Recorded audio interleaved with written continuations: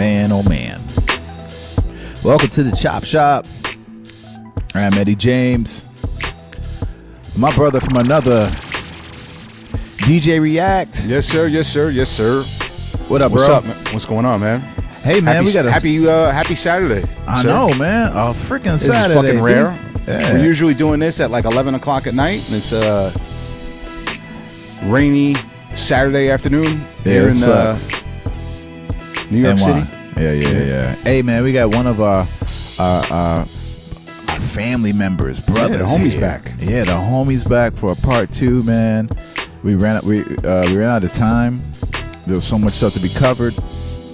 One of the I said before, the greatest influencers of my time musically. Hell of a fucking DJ and producer. Yep. And he will tell you about yourself in about less than a split second about your ass. He ain't for no games. Man, welcome back to the show. The homie House Shoes. Yeah, cheers, brother. Cheers, fellas. Yeah. Hold on, wait. Let me get my Gatorade Zero. Hold on. You gotta mix it. There we go. Hey, man. We're almost my happy hour shit. Yeah, it's you know. It won't even matter if it was 4 o'clock here at 4:30. I'm drinking anyway. Hey, it's Saturday. Yeah, man. Man, thanks for coming back, Shoes. No, thank you for having me, man. Yeah, man. You know, this is like your family, so like this ain't you're a guest, but you're not a guest, man. We're all hosting this together, man. Word up. We're gonna do this shit a little different, man, because we got some shit to talk about. No doubt.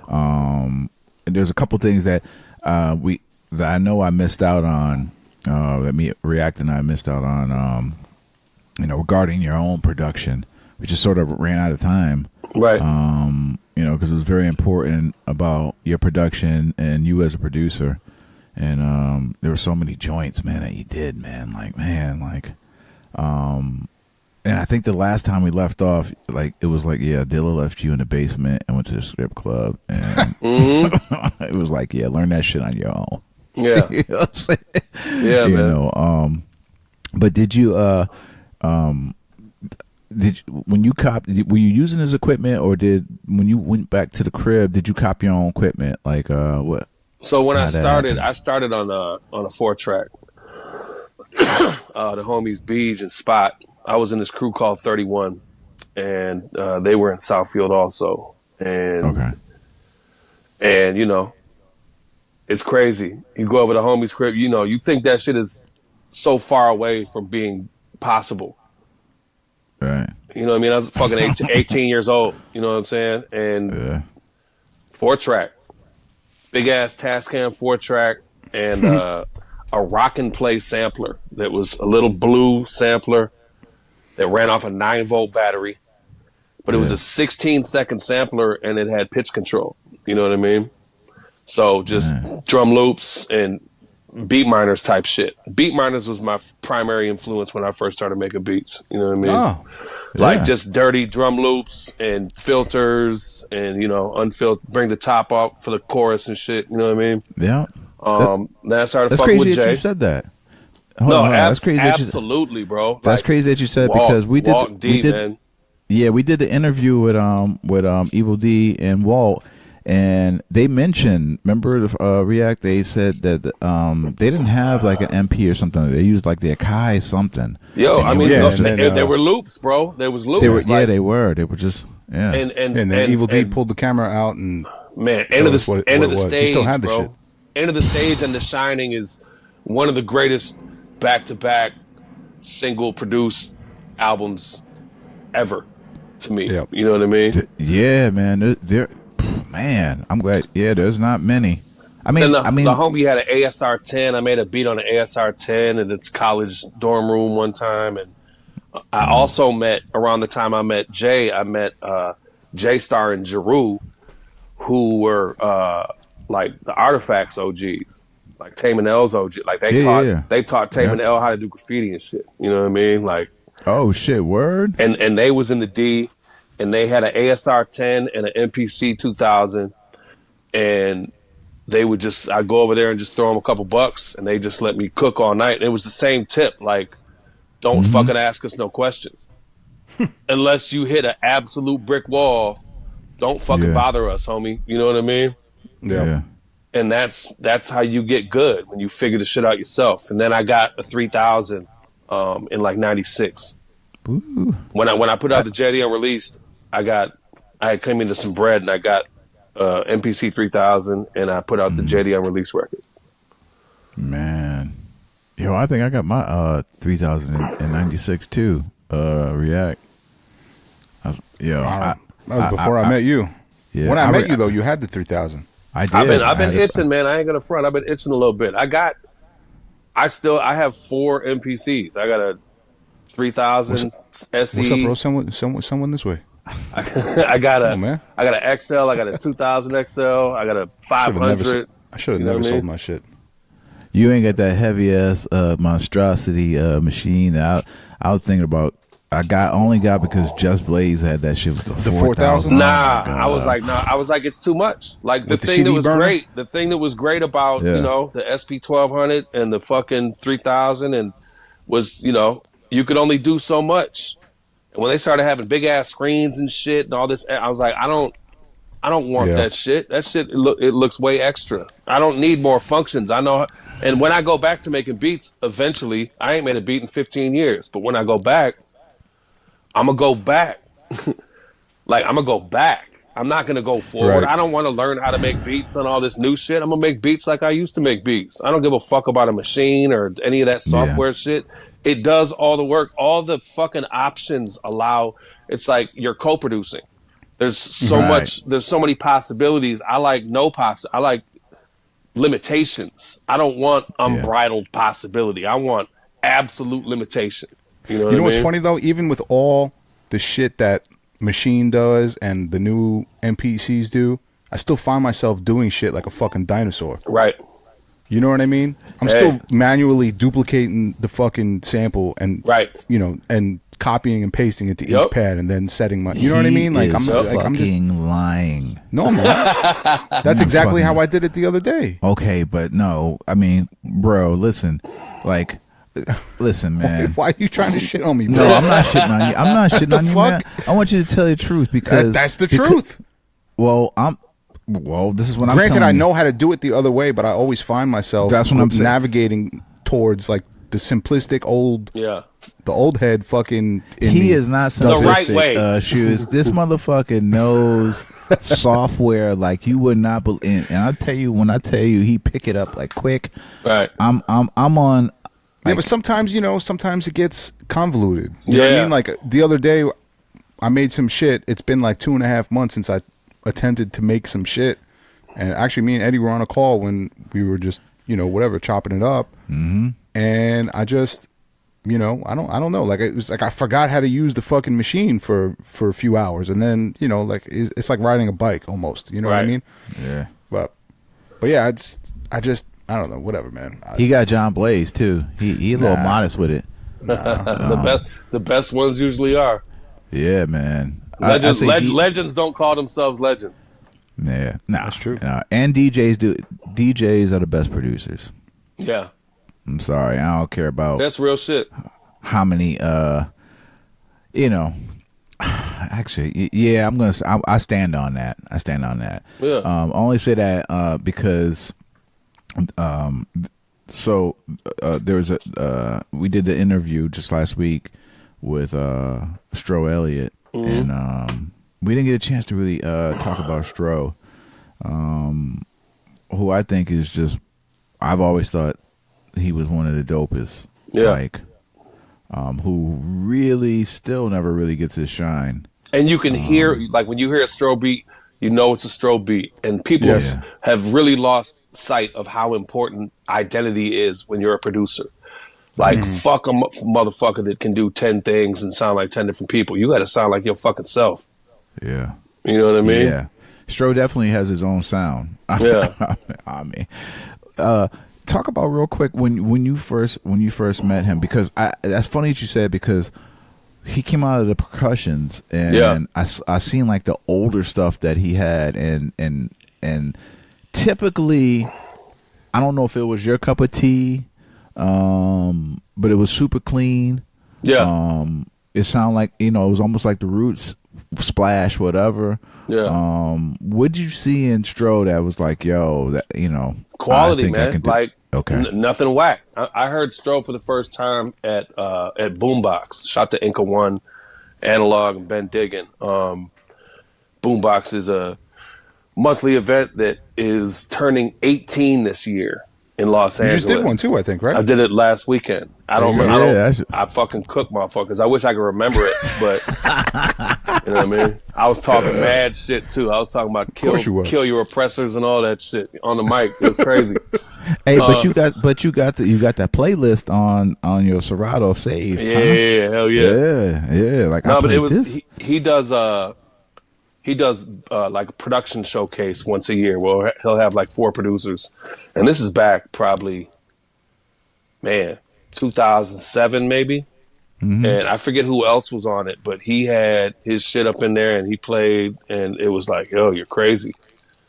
That was the first time I heard Soul to Stro. And then, like... Was that the first joint? The crazy thing I heard about Soul to Stro, the craziest thing, it's a story I really love to tell, is Boombox had lost the spot they were in, and they were like navigating. They were migrating through different spots every month, every few weeks. And it was like a courtyard joint. And it was probably about 400, 500 people there. And Jeremy Soul, who's a really dope DJ from out here, he played Soul to Stro, and the whole fucking room went up. Nobody knew that record. You know what I mean? And as a DJ and as someone who goes to numerous events, the rarity of a room going off on a record that they've never heard before is fucking one of the best moments you could ever be allowed to see in your life. Even, you know what I mean? Even to this day, when I play Soul to Stro and I'm in a room and there's people that haven't heard it yet or don't know what the fuck it is, fucking mind, bro. They lose their shit. And they look back at the fucking DJ booth like, what the fuck? What the fuck are you playing right now? Yeah. You know what I'm saying? Yeah, I run that shit. Crazy, I run that shit with the Sunday service. I use that as an intro when they when they did the cover. Yeah. And I just fall right into it. And that shit goes perfect.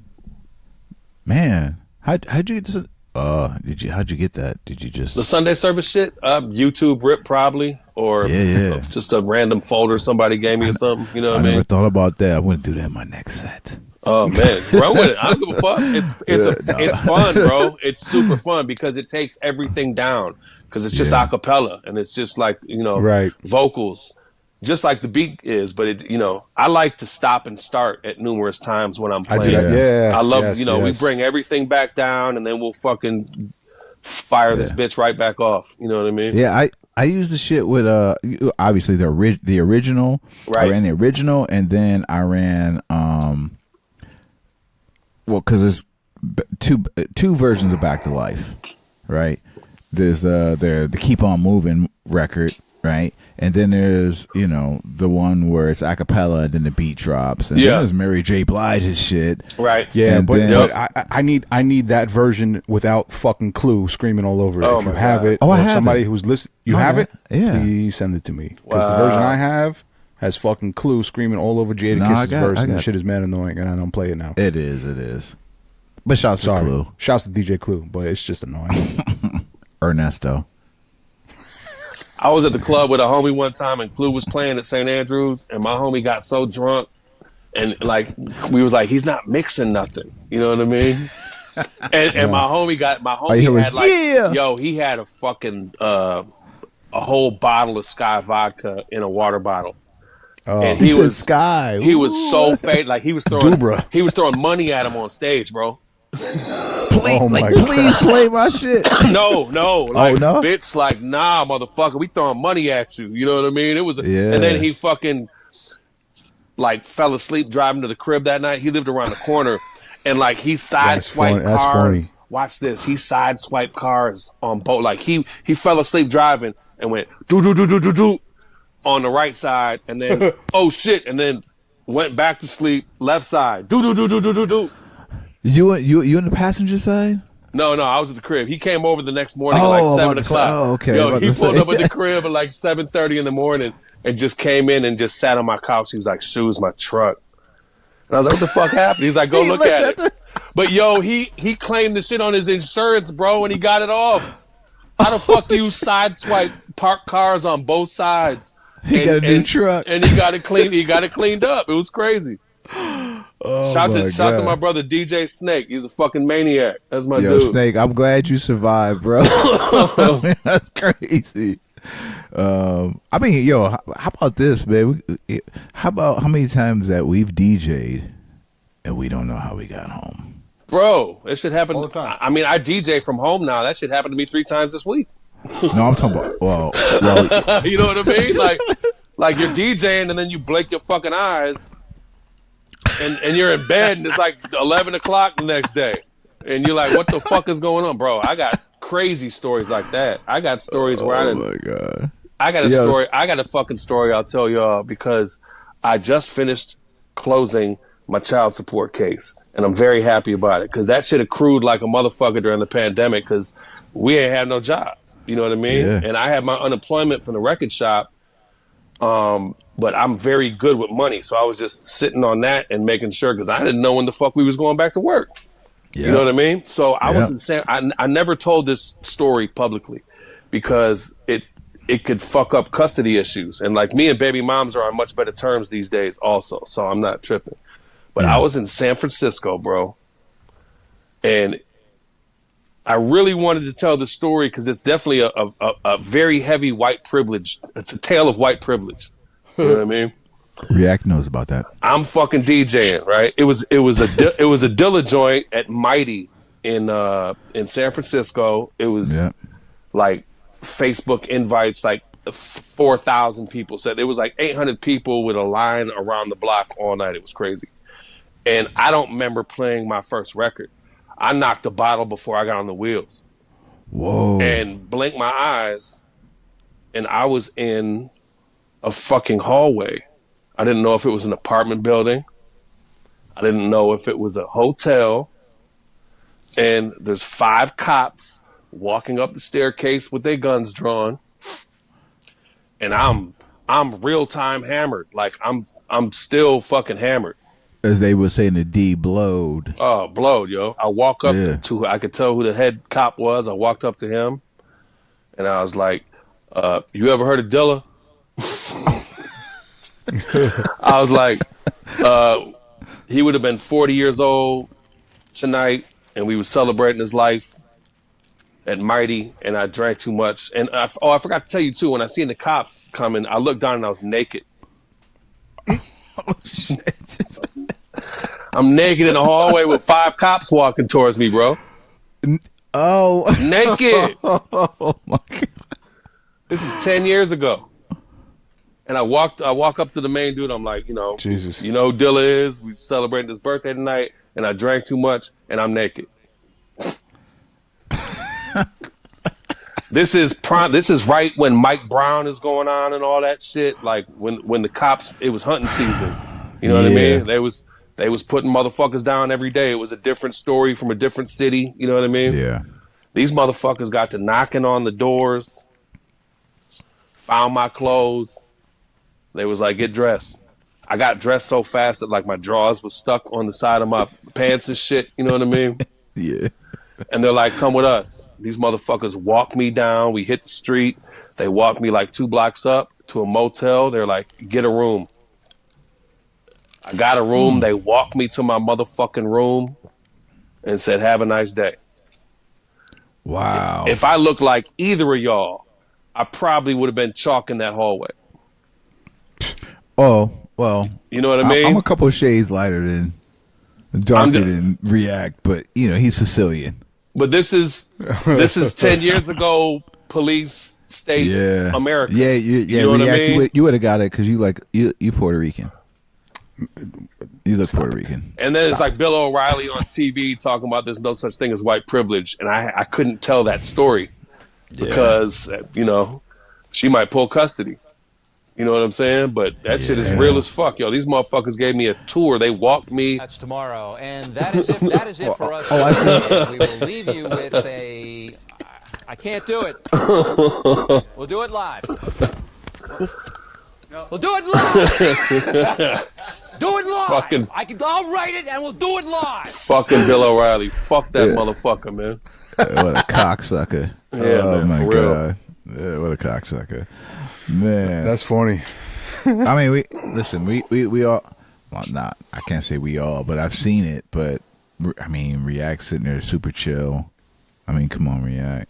You that was some shit that I discovered through the pandemic, too, which is crazy, bro, is that, like, you know, I don't drink casually. No, we're not talking about the drunkenness. I'm talking about the No, I'm just saying I'm not a casual. I don't drink casually at all. Talking about like, what? The child support? We're doing the social thing. Like, if we're being social, I'll have a couple drinks. But when I DJ, I like to get hammered. I need to get I need to get as far out of my head as possible. And then you're like, oh shit. That's because you're not comfortable. Oh shit, that's social anxiety. And I've been doing this shit for 30 years and ain't shit different. And the fucking pandemic got that shit on swole, homie. You know what I mean? Like, I had a gig with Jametta a couple weeks ago, maybe a month ago. Oh, we love Jametta. Yo, I was completely uncomfortable being in a room with people.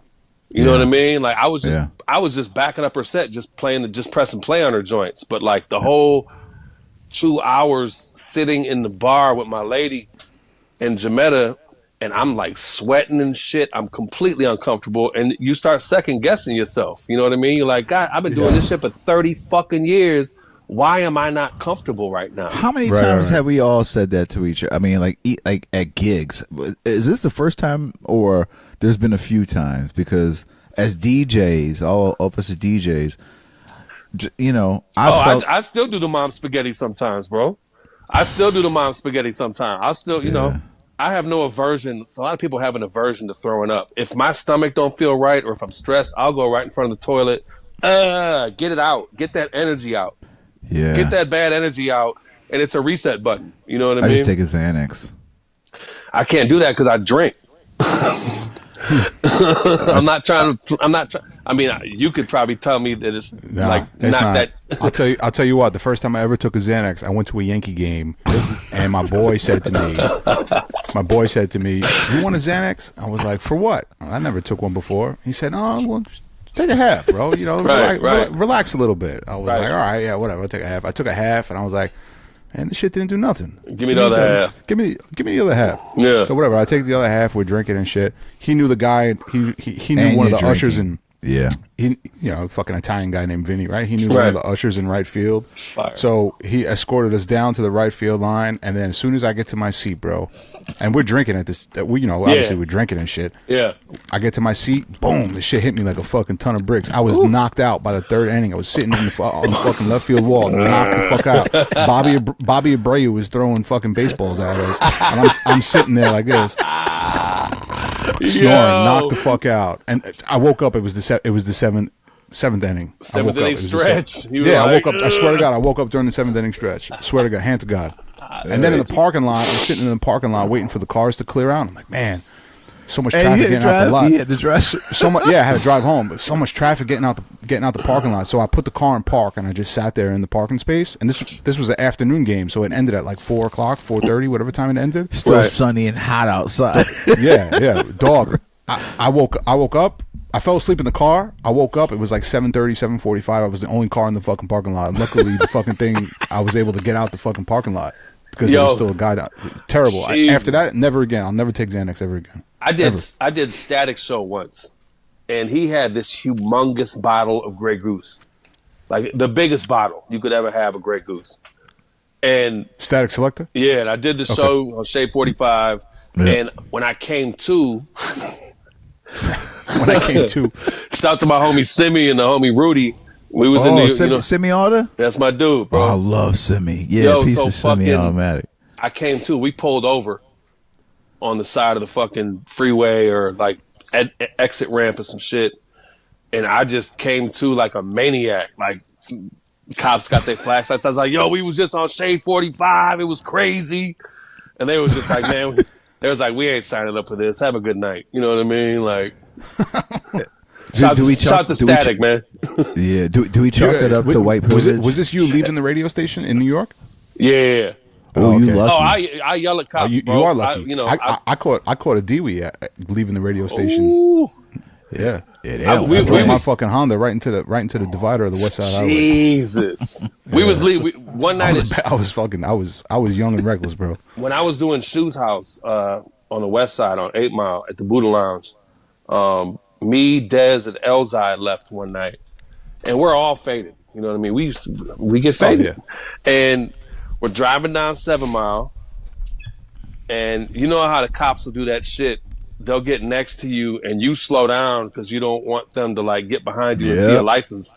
Yep. So L just kept slowing down, and they kept slowing down, and like, bro, like we're going like 7 miles an hour down fucking 7 Mile, and then L tries to cut and like dip and make a little left turn real quick, and they blinked us and shit, and they pull L and Dez out the car, and they just leave my white ass in the back seat.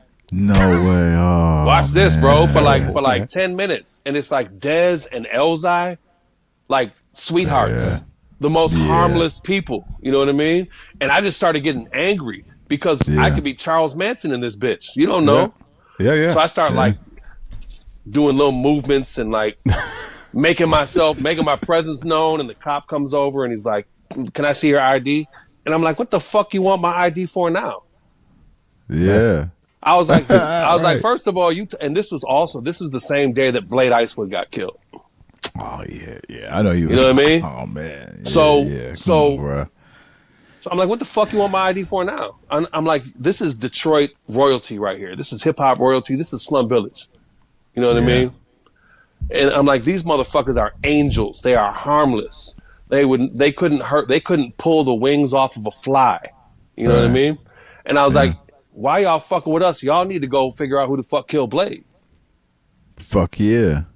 And they looked at me, and they looked at them, and they gave everybody their IDs back. Blade Icewood. Yeah. Yeah. Fucking Darnell Stanley. I went to fucking middle school with fucking Darnell Stanley at Bernie Middle School. You know what I mean? Eastside Cheddar Boys. Eastside Cheddar Boys. Blade Let Icewood. me tell you something about Blade. Yo, real talk. Damn, you just fucked my head up, Shoes. Yo, Darnell Blade? Lindsay, not Darnell Stanley. Darnell Lindsay. Okay, you just fucked my head up. But we talking about the same Blade, Eastside Cheddar Boys, right? Blade Icewood, bro. He got killed. He was in a wheelchair from the last time he got shot. Yo, react. Let me tell you something. I met Blade. When I first started going to Detroit, we were recording at a spot. I forget the guy's name, at his house. And the same spot. Master? It was downstairs in his basement. Oh, okay. Older OG kind of guy. Up. I forget his name. So Blade comes down. Blade used to have the Cardis. The Cardis, yeah. Yep. Fly glass, right? Yep. You know what I'm saying? You know what I'm saying? How do I know this shit? Like, I was there. So I'm recording. He came down. I guess he had a studio session the night before. We linked up. He heard the music that I was doing. He was like, "Yo, this shit is dope." Blah blah blah. Fire. Like, I was like, "Yeah," but I knew. Yeah. You just know when it's hot. When they hot. Yeah. His brother Billy Lindsay. This motherfucker was wearing makes in high school type shit. Like. It was fly no games, bro. He was the flyest motherfucker in the school, absolutely. Yo, you know react like super fly with it. I'm in Detroit, like I'm in New York. I like and I'll be honest, I mean Syracuse ain't no suburb. I grew up in the inner city, but it's Syracuse, New York. I mean, it was, right. So, but still, I was in Detroit, and I was just super conscientious of my surroundings and everything, and I was like, man, it's hot in here, man. Like these niggas hot. And then I heard, like he said, Cheddar Boys, fire music. I actually really like their music. Oh boy, was a shit. It's a classic. Come on, bro. You see, Bruiser had a viral. You up on Bruiser Wolf? Nah, but Bruiser Wolf is crazy. Bruiser Brigade, Danny's crew. Yes, okay. He sounds like he's like a hybrid of like Sugar Free and E40. He didn't really register with me at first, but he's fucking hilarious, bro. Like his like yo, like if you don't, it's funny because it just didn't click at first, and when it clicked, it's just like fuck, he's hilarious. But there was like a viral thing he did, a piece of content where he was rhyming over "Oh Boy," and he actually did a studio version and released it. I want to, that's probably I gotta check it. Getting back to the Blade real quick before we exit. So I met Blade, and then we hung out a couple times. I think we went to a pool spot. There was like a real nice pool spot.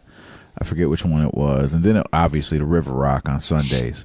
River Rock, DJ Zap.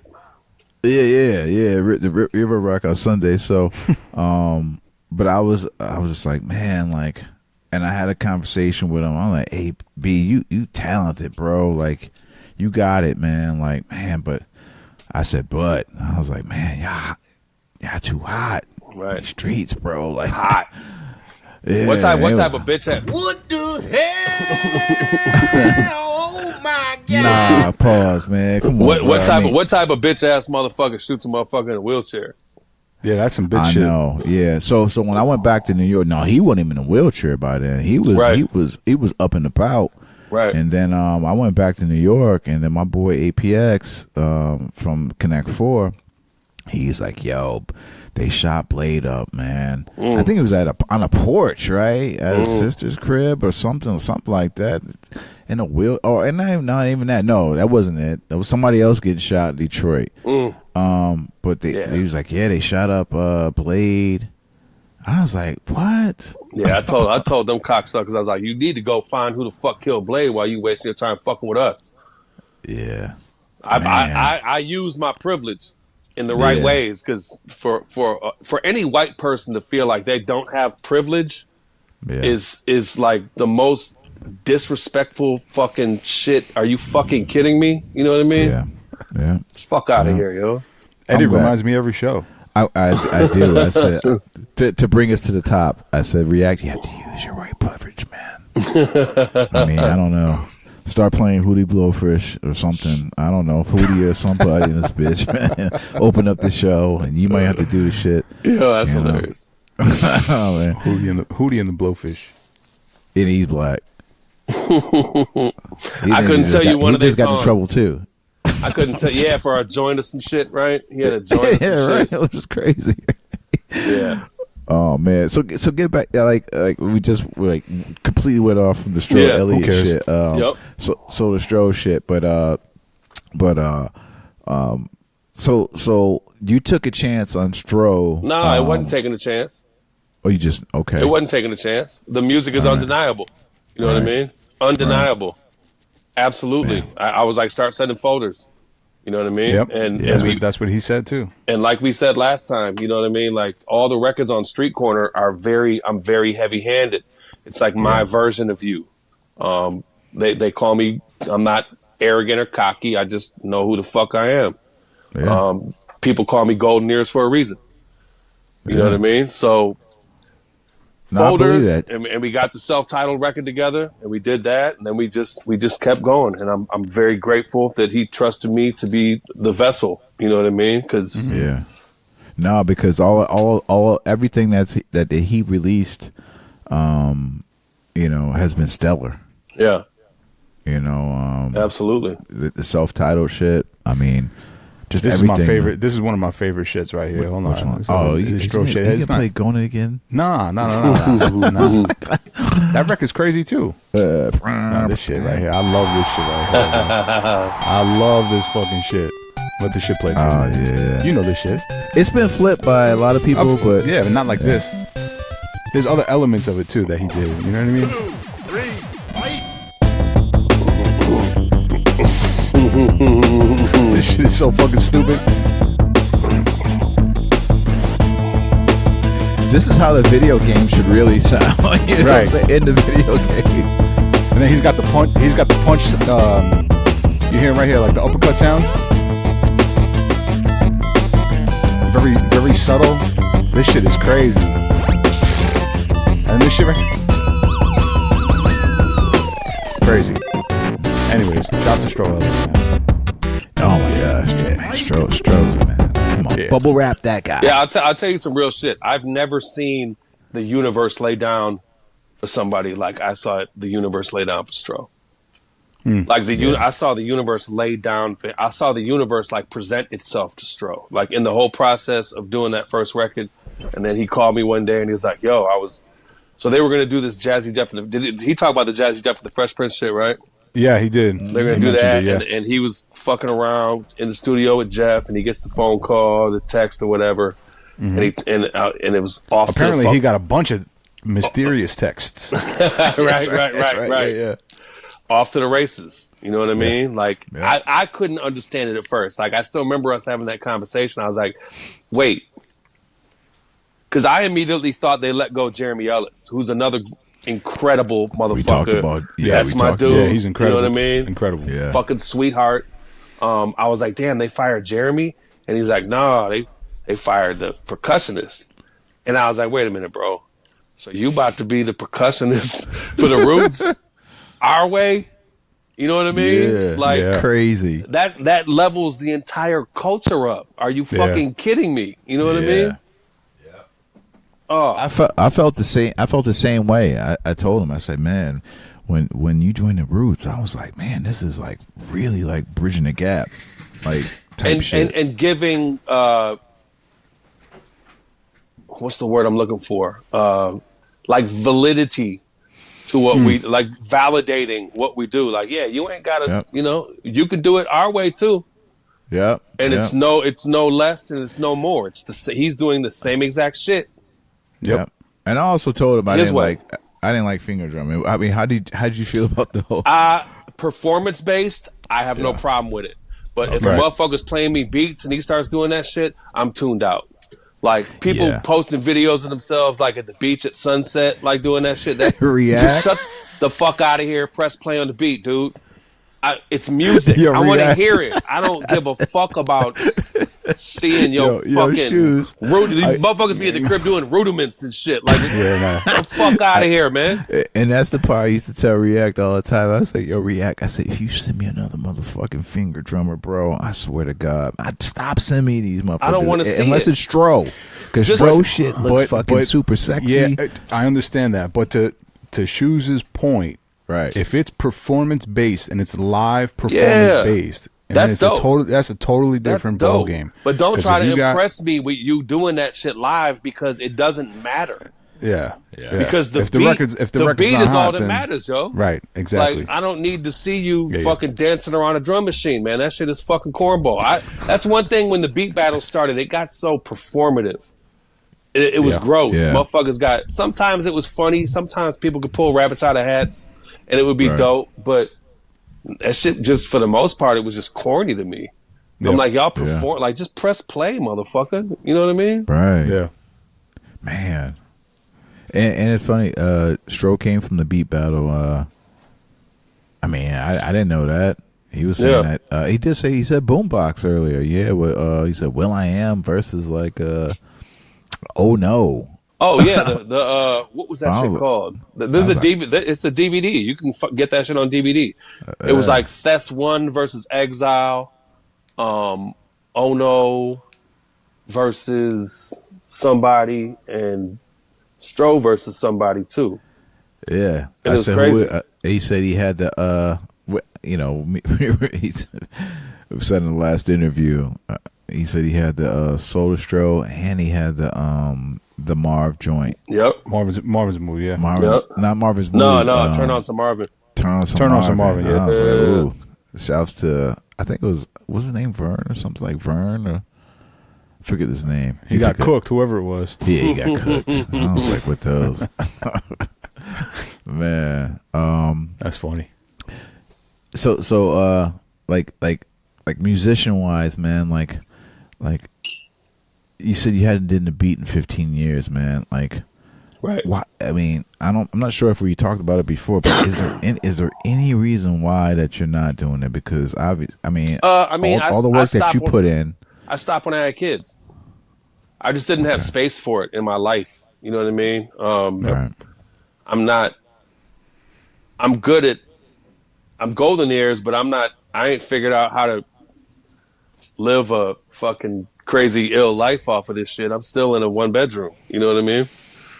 So there was never space for it, like physically or emotionally or anything. You know what I mean? You mentioned that.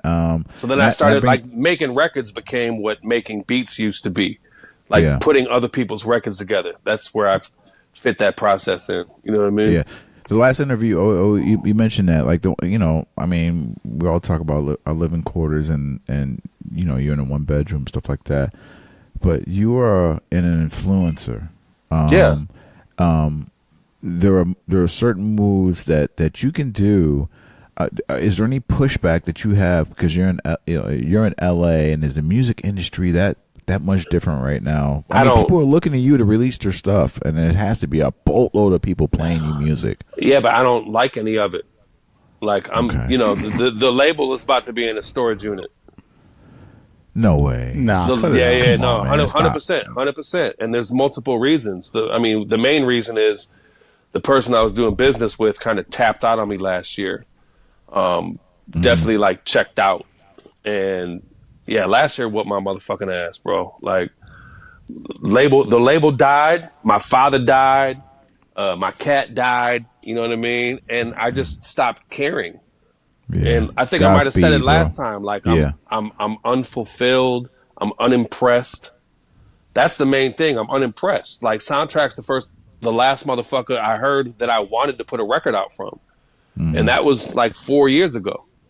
And I ain't heard nobody you said that in the last episode too. I ain't heard nobody that had me like, oh man, this is I found another singularity. I don't like copycats and derivative motherfuckers. And this whole shit now is, motherfuckers get in the room and play their beats, and the motherfucker with the best beat, everybody tries to make that beat next week. Yeah. You know what I mean? But is it are you searching? Like I don't care right now, and I've never forced anything.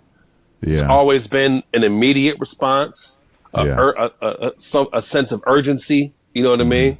Yeah. And that shit is gone. It's like I posted some shit on Instagram maybe a month or two ago. I was like, dreams come true, but so do motherfucking nightmares. Because the scariest thing for any of us is waking up tomorrow and not wanting to do this shit no more. Right. And that's happened. That shit fucking happened, yo. And but I'm still navigating that space. I'm not saying it's never going to happen again, but I'm not about to stress myself out because that's not. It was always a labor of love, and if there's no love in it, it was never a money thing. I don't own publishing. I don't own any of the 82 records that I released on the label. I don't give a fuck about that shit. I just want the shit to be a record. Right. Yeah. It's actually pretty ridiculous in a bit. It's the worst business model ever. I don't give a fuck. I was doing this shit to give a kid some confidence and pat him on the back and send him on his way. Right. Yeah. I don't want to fuck with no established artists. I want to give a kid his first record. Right. You know what I mean? And ain't no kids that I feel deserve a first record in the last 3 years. Anybody I heard, I could immediately reverse engineer them, and that's not interesting to me. Yeah. Why do you think that? Why do you think that is? Man? Because it's basic bitch time. It's drum packs. It's everybody's playing with the same toys. Everybody, motherfuckers get caught up. They get lost in the sauce. They get lost in the fucking sauce, bro. When it comes to drum packs, like you'll see on Instagram, like there'd be like drum packs, and then you'll see people that like it, and it'd be like, oh, the motherfuckers I know. I'm like, I mean, I'm speaking for myself. All I can do is speak for myself. The biggest insult, fucking 25 years ago when I was making beats, or 20 years ago, the biggest insult would be for somebody to tell you need some drums. If you can't cut up a motherfucking drum break and make that bitch slap, I don't care. I'm not interested, and I know that's not a part of the landscape anymore. But like, why would you need some drums? Like, oh, bitch, I'm about to go to the crib and get to chopping. I'm not about to play with your fucking toolbox. That's why everything is so homogenous, because everybody's using the same shit. Yeah. And then you got the Lego shit where motherfuckers is like doing like you using other people's drum loops. Like that's the fucking gayest shit I ever heard in my life. Are you fucking kidding me? Yeah. Like you using another motherfucker's pocket. Like, nah, homie. Like get the fuck out of here. Cut you up some fucking drums. Man, if you can't program your own drums, you are not. You're a beginner. How do you feel about? How do you feel about, okay, with the drum packs and everything, like at least chopping them shits up, tuning them up. If you make it yours, just like when we was hitting records, you made the record yours. You know what I mean? Like, yeah. And it's cool. It can be a lane that takes you from here to somewhere else. Like if you're just starting, just like when we started, we was just looping shit up. We was just, I was on a 4-track. It was a drum loop.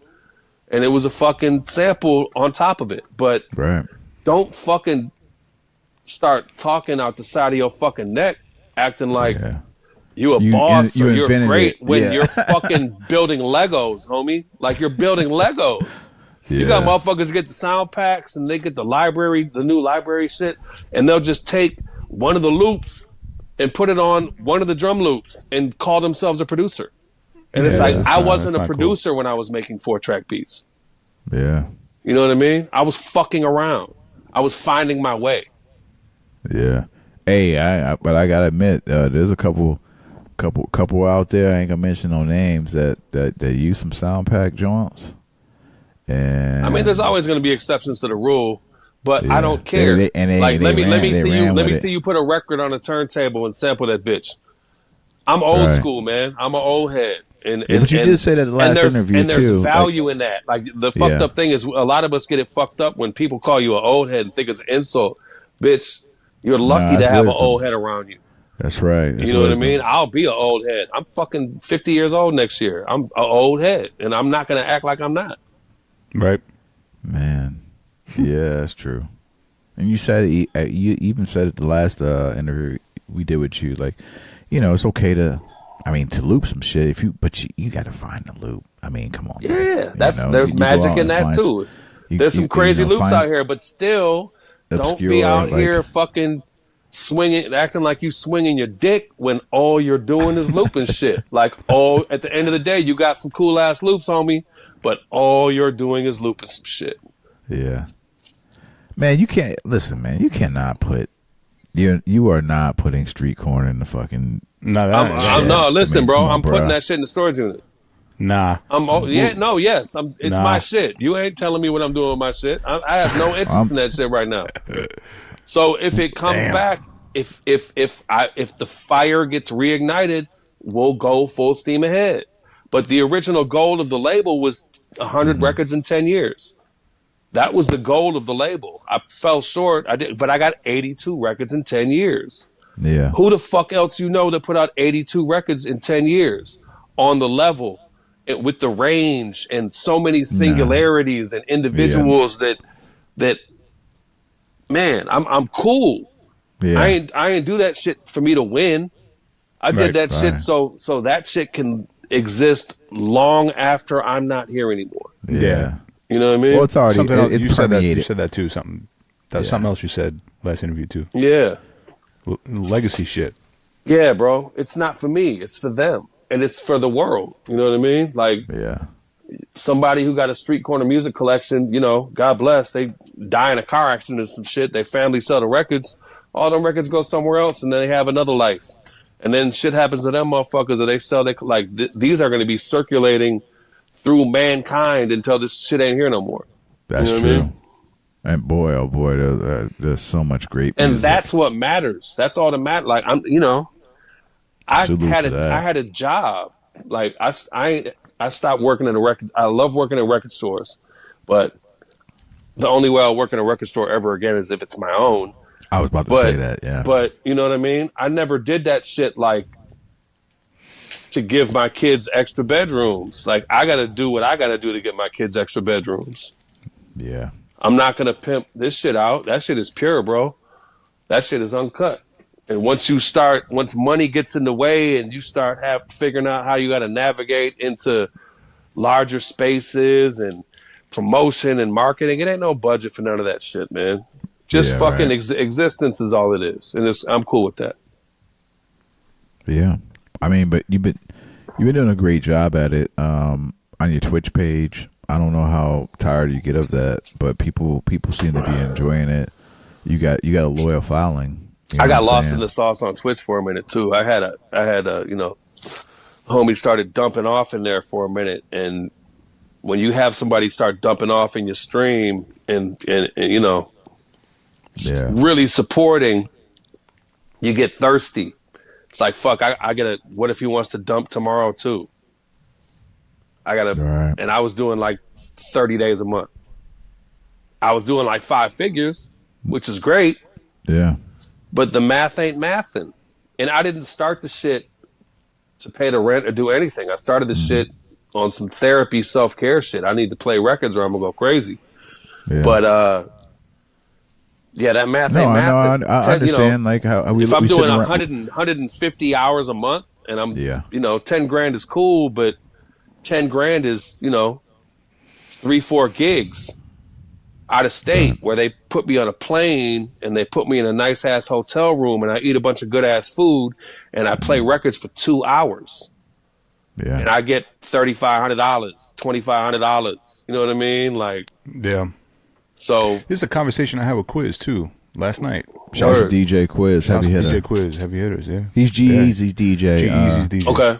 Yeah. Our little. Yeah, but we had this. We had this convo because, like, the separation between like the shit that I do on the daily and the shit that he does, obviously, I mean, there's disparity because he'll do like Shu says, he'll go out. I mean, granted, when he's on the road with G, he's on the road with G, but like, right, if he goes out and does, travels, somebody, puts him up in a hotel and does all that shit. Like, I mean, it's 2-3 gigs and he's making what I make, breaking. You know what I mean? Like, right, absolutely.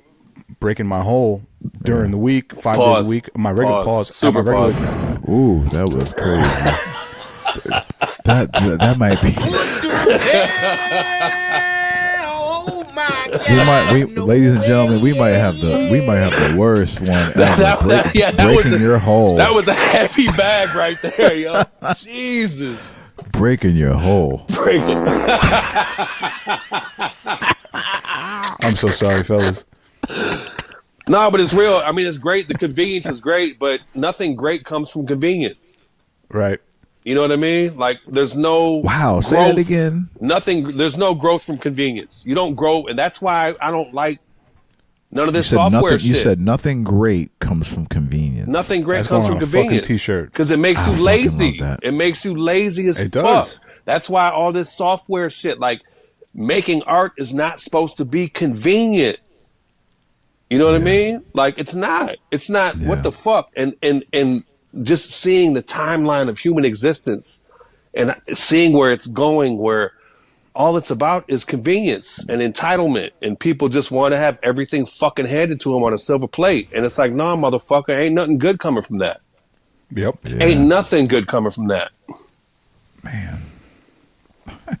Put some fucking work in. Like, you ain't gonna lose weight with the newest weight loss pill shit. Bitch, go to the gym and sweat it out. Yeah, go for a walk. Do some fucking cut your work. meals, right? You know what I mean? Yeah. Yeah, humans are awful, bro. That's like going to the gym. That's like going to Planet Fitness. Planet Fitness, they do Pizza Fridays at Planet Fitness. I was just in my head. I was just about to be like, I don't go to the gym, but if I ever go to the gym, I'm just gonna go there and eat a bunch of food in front of these motherfuckers. Yo, I don't know if it's the first Friday. I'm gonna go with some cheesesteaks every month. But they I haven't been to Planet Fitness in a very long time. But yo, they literally give out pizza. They do. They've been doing that for a while, and that shit makes no sense. I got mad as fuck. I mean, motherfuckers gotta eat. Come on, bro. I'm saying you're in there. You're trying to get right, and then on the way out, they're like, "Hey, buddy, take some carbs, motherfucker. Here's fucking 700. Here's the 700 calories that you just burnt off on our machine. Come back in 2 hours and burn another 700." I'll tell you this right now. That's the only gym that I would ever join. Planet Fitness? That's the only gym I would ever join because they got fucking free pizza on Fridays. Oh, and I'm only coming on Fridays. And I'm not working out. Right, you just walk in and shit. Grab a box. $10 for $10 a month too. Yeah. Did they have like? Was it what kind of pizza was it though? Is it like Little Caesars hot and ready's or some shit? It's either pepperoni this is, or cheese. I mean, like last time I saw this is when I was living in the Bronx, and it was. I mean, like pizza's good in the Bronx, so right? It was legit pizza. It wasn't it wasn't like fucking Domino's or Papa John's. I'm gonna go to Planet Fitness in the Bronx if I ever want to go to the gym. Yeah. On a Friday. Shouts to Planet Fitness, Westchester Avenue, Pelham Bay. Word up.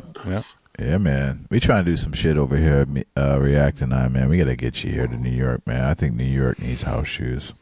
Yeah. I ain't bet, man. Let me know, bro. It's been a minute. We'll talk. We're going to do a live show. We'll make sure the bag is right, too. Man, y'all need to have like a live podcast every week. Like a live one. Like, yeah, you know what I mean? Even if y'all just stream the episodes when y'all are recording them, you know what I mean? On Twitch. Well, yours was, I mean, the first one we did with we you did was, do that. We did that. Live. Yeah, we did that. Yeah. We did, yeah. But I mean, even if y'all just fuck do a Twitch though, because we got like shouts to all the YouTube subscribers, man. I think we got like, it might not sound like a lot, but I think we're up to almost like 600 subscribers already on YouTube, man. Which is fucking huge. We're gonna have to start stepping on people's toes on IG too, man, because toes were made to be stepped on. Yeah, I'm keeping it a stack. Like there's a few out there, and I know who they are, and I supported their shits, and it's not reciprocating, and trust me, I'm telling you right now, I'm looking in the camera, I'm coming, we coming to body y'all. Right. If we come on IG, no, you can't cook for a motherfucker that ain't gonna cook for you. You know what I mean? Like if you have somebody over your house and you make them a meal, like it's got to be reciprocal. Like I got to be able to come over your house and you cook me a meal too. You know what I mean? I hear you, shoot. I'm drawing a line, man, because I'm tired of it, man. No, we too old for that shit, bro. We too old for that. Like I'm like, you gotta man, fuck like, you. And at the same time, what I always say is be grateful for the transparency. Be grateful to understand and be available to the information, because some motherfuckers are blind to it. You know what I mean? Like, fuck, I'm 50 years old almost. It ain't no time for one-sided relationships anymore. Yeah, I'm not doing it. Yeah, I'm not doing it. But yeah, React. You know, if we hop on once a month on IG and do a live, I'm telling you right now. I mean, even if you did like a Zoom kind of thing, like where it's like outside of the episodes you've had on your show. Yeah. Like once outside a month, of the episodes that we do, we should have an open invite to like all the homies you've had on the show, and it could just, you ain't got to go crazy with it. Just do an hour. And there could be like a different topic every time. You know what I mean? Like that's easy, bro. Yeah, man. That's super easy. But it's just. Can you go live with? I mean, essentially, I guess it would be the Chop Shop's Instagram, and then bro, you can go live to. If I don't use OBS, but you can go live to everything at once. You can go live on IG, Twitch, YouTube, TikTok, at the same time. Facebook, all of them at once. Yeah, that's fire. Yeah, you know what I mean. Yeah, and then my fucking computer might blow up. No, we're gonna get you a new one, bro. If you're listening and you like the show and you got some fucking money, email us, because email us some money. I need some new shit. I need a new computer. I'm working over here using the same motherfucking laptop that I use for production, for DJing, for streaming, for recording this show. I'm running out of hard drives. Yeah. Send me some fucking money. Hell yeah. Buy some shit. Yeah. Or send a computer or send some hard drives. You know what I mean? Send me money. Just listen. Send a computer. Best Buy gift cards. Apple gift cards, motherfucker. Yeah. You know what I mean? Yeah. Oh man, this is great. I'm joking, but I'm not really joking. No, we're not joking. That's the space. That's the space that I want to navigate to. The space that's because I'm good. I'm good with shit like that. Like I want to be a consultant. I want you to pay me, $500 for an hour to talk to me, and I'll get all your ducks in a row. Yeah. You know what I mean? Like I'm. That's what I fucking do, yo. You know what I mean? Like you put records out. You put quality material out. I mean the you can't change history. My history speaks for itself. You know what I mean? Yeah. And it's undeniable. Some people didn't fit in, and they got feelings about that, and it's cool. But I'll never change a motherfucking move that I ever made in my life. I'll never change a word that I ever spoke. You know what I mean? Yeah. Speaking of records, and I know you've put out a lot of records, and this episode is not going to air on March 9th, but as we are currently recording, it is March 9th. Rest in peace, Big. Rest in peace, Notorious B.I.G. And rest in peace, Big. Yo, Shoes. Yo. This is... We're on a year. Yeah. React? Yeah. It's like anniversary. It's an anniversary, of the show, yeah. Where were y'all when Big died? Ooh, I was young, man. I was young. I know where That's I was. A great question. I remember it like it happened yesterday. I remember it, but I was young. I mean, I was only 13. I'm going to tell you right, like real quick. First of all, I was an intern at Arista Records. Okay. All right. I interned at Arista. I set up for Biggie's first platinum Which party. is in the same space as BMG. It's the same space as fucking Bad Boy. It was the this was the fly shit. No, this was the fly. Yeah, no. This was the Arista office on 57th between 6th and 7th. And they had their own office, like gold doors. It's just fly as shit ever. Opulent. It was opulent. It was fucking. It was fire. That's a great word. You know, my shouts to Pierre, Jeff House. You know, like man, like it was electric, man. Clive Davis's assistant Rose. Like I was in there, and Damn, I he used was to at get work calls. when you found out. Yo, no. This is what happened. So I was explaining like how like I came to terms like this is when the big three was happening: Rowdy, LaFace, Bad Boy, right? And I had to work. Just like I was older.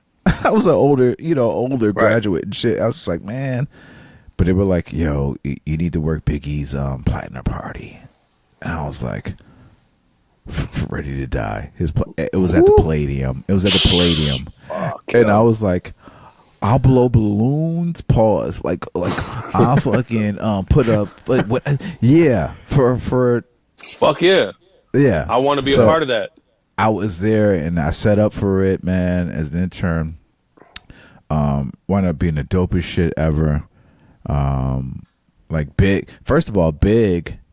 My brother from another mother, I think he produced the last record. One of the last records he ever recorded with Tracy Lee was "Keep Your Hands High," produced by Ike Lee III. Yep. And that's my. You can't say my big bro. We're the same age, but that's my bro. Yeah. No, I mean you can say big bro when you're the same age sometimes. Yeah, you know he is the big bro because he is Yoda, and actually, like I don't know if you got a chance to listen to the Beatminers interview, that Walt and Mr. Walt said that there would be no Beatminers without Ike Lee III. Word up, like. Ike Lee, like we'll talk about offline, but Ike incredible producer. Anyway, man, I knew where I was when Big died. I was in my apartment in Jersey City, and somebody called me like around 4:00 in the morning, and was like, Big got shot, and they were there, and I was like. He said he died, and he's like he's dead. I was like, what? Like, like, what? The stillness. You know what I mean? Like, I didn't feel that way until, and it was much more personal. But like when Jake died, like just the quiet and the stillness. You know what I mean? I had went on the Jenny Jones show. Oh really? Oh shit! So shit, we might have to go back in the archives to look at that. Shit's on YouTube. No, it's not. And thank God it's not because I was ridiculous. Okay, yeah, I was ridiculous. So this is a crazy story. So it was just after Christmas, or New Year's, 96, 97, like end of 96, early 97. Phone rang. My mom answered it. And she was like, Michael, the Jenny Jones show is on the phone. And this was the height of the Jenny Jones show. You know, Rude Jude, Wildin' Out, you know what I mean? Yeah. And the chick goes, you know, someone's got a crush on you. And there was just an incident that had happened where a dude took another dude, and he was from, like, the metropolitan Detroit area. A dude took another dude on the Jenny Jones show for some secret crush shit. And then the dude went home and killed him with a shotgun. Oh, wow. Murdered him. Damn. You know what I mean?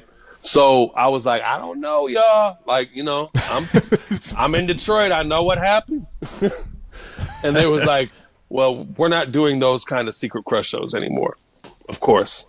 But I had just put out the JD Unreleased in October of 96. Yeah. So I was like, fuck, Chicago. I can go to Chicago and work this fucking record. So I hit up my homie Lamont Hayes, who was a street team promoter, Big Willie Promotions in Detroit. And I asked him for the plug in Chicago, and he linked me up with Mary Datcher, who ran street team in Chicago. And we went to 5 fucking clubs the night before I went on Jenny Jones, and I got the record played in every club. You know what I mean? Man. Then I come on the show the next day, and it was this chick that would be at the club every Friday. We would smoke weed every Friday. And she was like, you know, I know we have a relationship, a friendship in the club, but I want to have a friendship outside of the club. And, you know, I was a little sauced up because they give you drinks and shit before you hit the stage. You know what I mean? Yeah. And I was like, yeah, we can kick it. Sorry, man, my kids. That's yo, Shoes. That's some real Detroit shit right there. I literally said on national television, yeah, we can kick it. And they pan. And the funny shit about the episode is they panned to this white chick in the front row, and she was like, Can we get this? Can we? No, there's no footage. That shit ain't never coming out. Is there no footage, or is there? There's no footage. I think I burnt the videotape. Oh, okay, but there was a videotape. But we were together. We ended up. That was my woman for a couple years. You know what I mean? Oh shit! Word. And one of the first nights that I spent the night at her spot. You know what I mean? Banging out. We banged out, and she always had the radio on, like 24 hours a day. And I remember the next morning, like waking up and going back to sleep and just hearing Biggie's name, hearing Biggie's records. And when I finally got coherent, it was like, you know, Biggie got killed last night.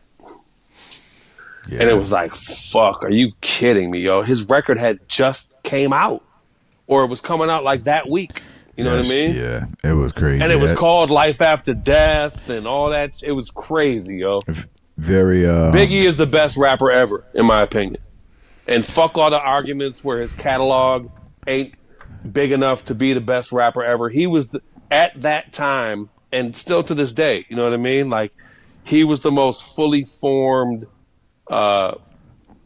commercially available, but grounded in the streets. You know what I mean? Like, Life After Death to me is one of the most perfect records ever, because and it's a shame he didn't get to fucking see it. The street motherfuckers fuck with the club shit.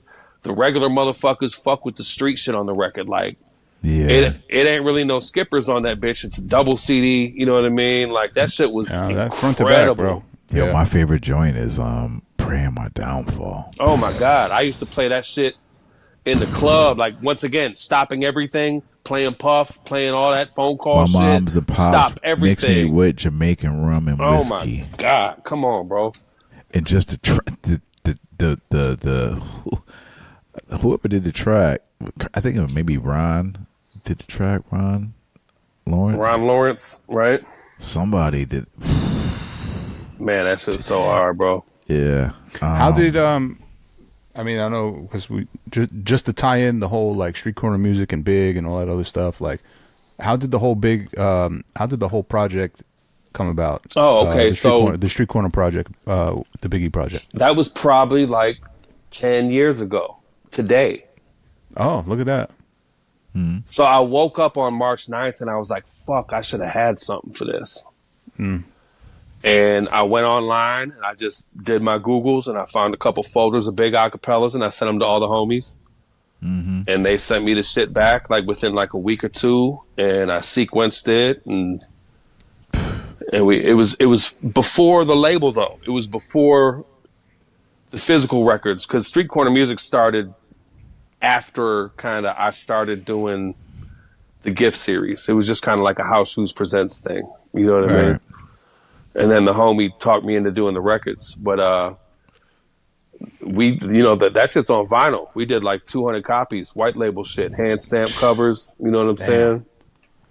Yeah, because I mean, you got this version at the house. What up?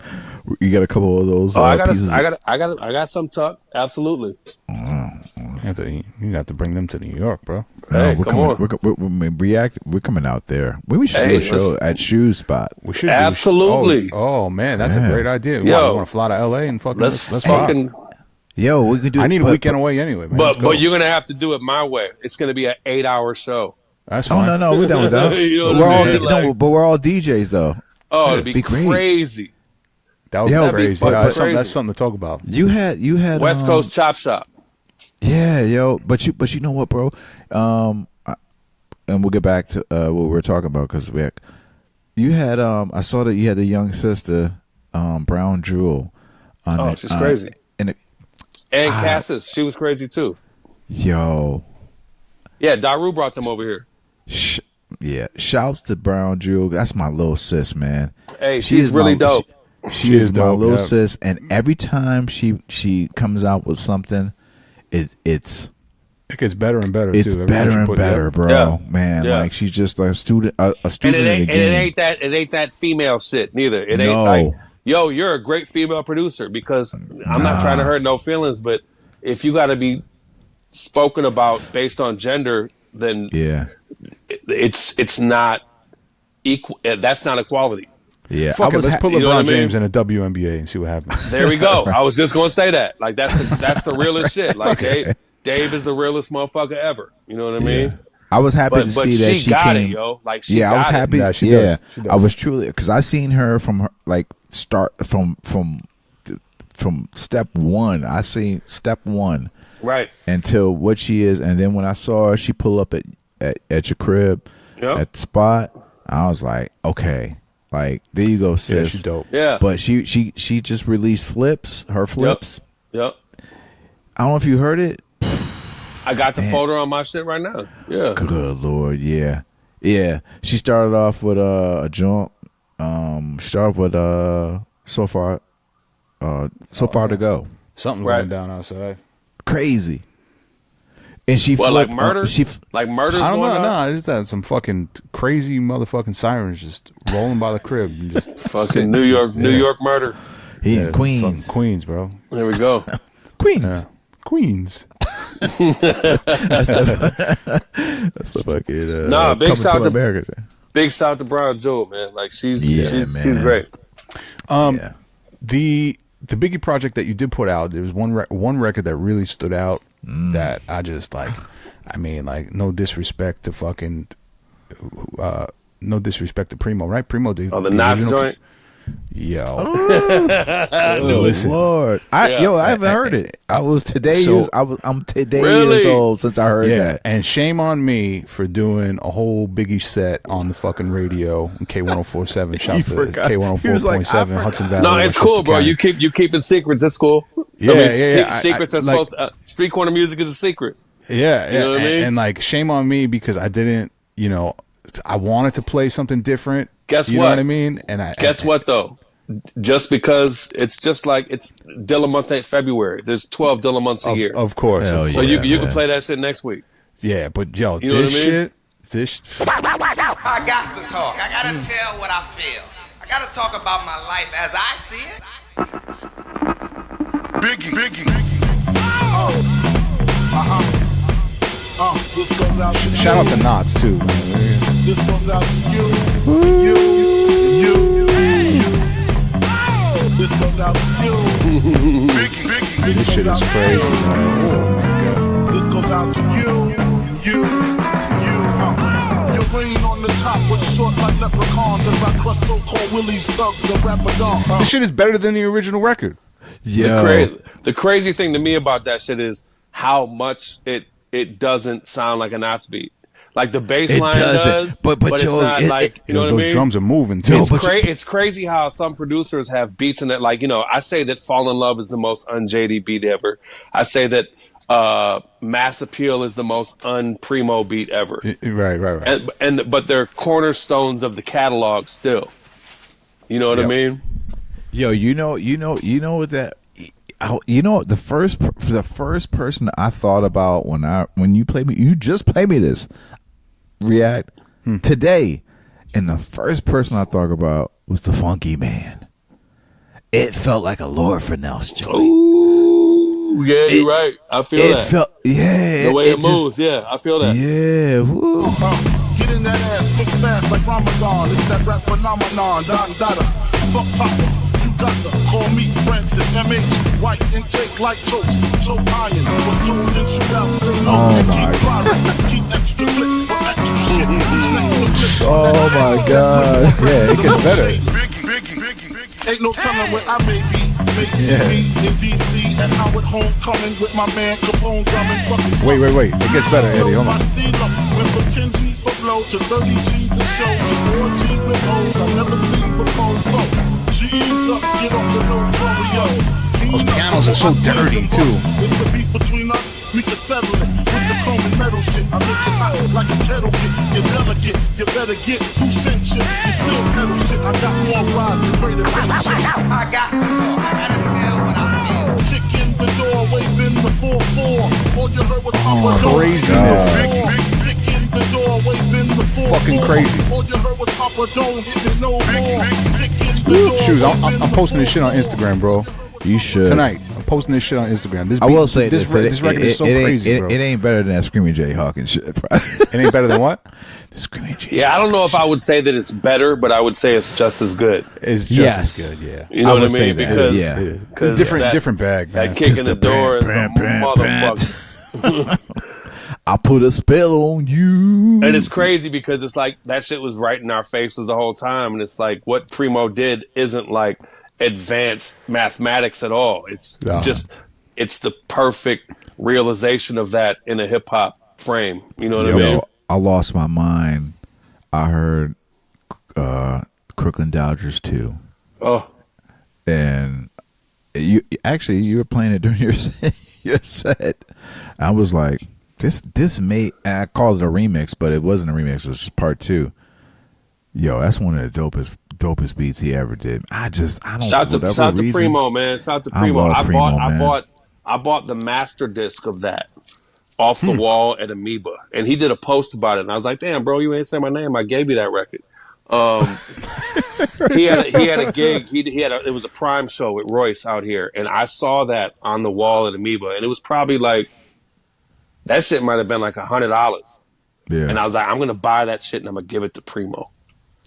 Wow. Because it's the master disc. That was literally the first physical representation of that song. A master disc was the acetate that they press for you to quality check before they press the test pressings of the 12-inch. Right. You know what I mean? And I bought that shit and I gave it to Primo at the gig. And he didn't act like he was excited about it at all when I gave it to him. He was like, oh, thanks. Man. Yeah, Primo. Hey, that's another thing too, man. I saw a thing about producers from each region, who's the best from what region. It was whatever. Bullshit. It was some bullshit. The only lists that matter are grocery lists. Right? What the fuck I need to eat, right? Right. Oh man, but they were like, New York, we're claiming, it was like Primo, and then if you're gonna make a producer list, let the producers make the producer list. That's right. Have a committee of producers. of the best producers ever. No, they were talking regions. You know what I mean? Yeah, but they were talking regions. Shoes. They were talking about like who was the greatest region, and there were so many VA and motherfuckers. See, VA motherfuckers capping and they weren't capping. It's all subjective. VA probably has the most underappreciated and underrecognized producer history in the genre, honestly, because VA don't ring bells for motherfuckers. Like New York rings bells, and Detroit rings a little bit of bells. LA rings bells. You know what I mean? New Orleans rings bells, but VA never. It was never a regional thing with Timbaland, Teddy Riley, Knots. No, Teddy's you know what I mean? Teddy's from Harlem. But he was down there, wasn't he? Wasn't he down there though? No, we're claiming Teddy. Teddy did the show. Teddy did the show for Dougie Fresh in Harlem. All that Q Sweat shit. And so Harlem. But he was down there, and that's how the Neptunes. He moved in the early '90s. Yeah. No, you can claim 90s. Him. I mean, that's cool. You can claim him. but he was in. We're claiming Teddy. but you know, the Neptunes are a product of Teddy Riley living in Virginia. Yeah. They produced actually, and Teddy took credit for it. They produced Rump Shaker. Yeah. Yep. But the fly shit I had the cassette single of that motherfucker. Yo, I was in college playing that motherfucker like this, Frank. And the flyest shit ever was Pharrell saying, like, he was like, yeah, like we did the record, got a little chump change, and he was just so happy to have not a cell phone, a cordless phone in his house. And he said he bought a cordless phone, and he was posted up in he walked out the house on his front yard with the cordless phone. Like, yeah, fire, balling out, baller ass shit. With you the know what I mean? Phone, man, balling the fuck out, yo. No, but so and then he was on what was he was on Midnight Marauders or something? Like when I heard that shit was crazy. Like he was on like Bonita Applebum or some shit or something. Oh no, that was a reboot. Yeah, that was a No, but he was on Midnight Marauders in some fashion or Low End Theory. Like Pharrell was on it. Was on like do your Googles. Like maybe Midnight Marauders. Definitely not yeah, I will. But I might be tripping. Almost on A Tribe Called Quest, Midnight Marauders. Okay, almost. He was. That's what it says. And then I scroll down and it says, subscribe to keep reading. Okay, so I ain't fucking reading that. Right. In the words of Teddy Riley. Yep. No, Double XL. Pharrell recorded a verse for A Tribe Called Quest, Midnight Marauders. This is on Double XL. Oh, crazy. Shit. That's crazy. I ain't crazy. know that. Yeah, crazy, he said this on Drink Champs. Yeah. Damn. Let me see. I guess VA, but I'm on the. I mean, obviously, I said in the midst of all that shit. Okay. I'm sorry to cut you off. So Pharrell recorded a verse for Midnight Marauders that didn't make the cut. Okay. Yeah, and then he submitted beats for Beats, Rhymes, and Life. And then 20 years later, it said JD crushed him. So that's like 92, bro. You know what I mean? Because they were recording that record in 92. You know what I mean? Yeah. Like that shit came out fall 93. And no wonder that Pharrell said that JD's your favorite producer's favorite producer. Yeah, That's why. but everybody, you know, we might have talked about that shit last time, man.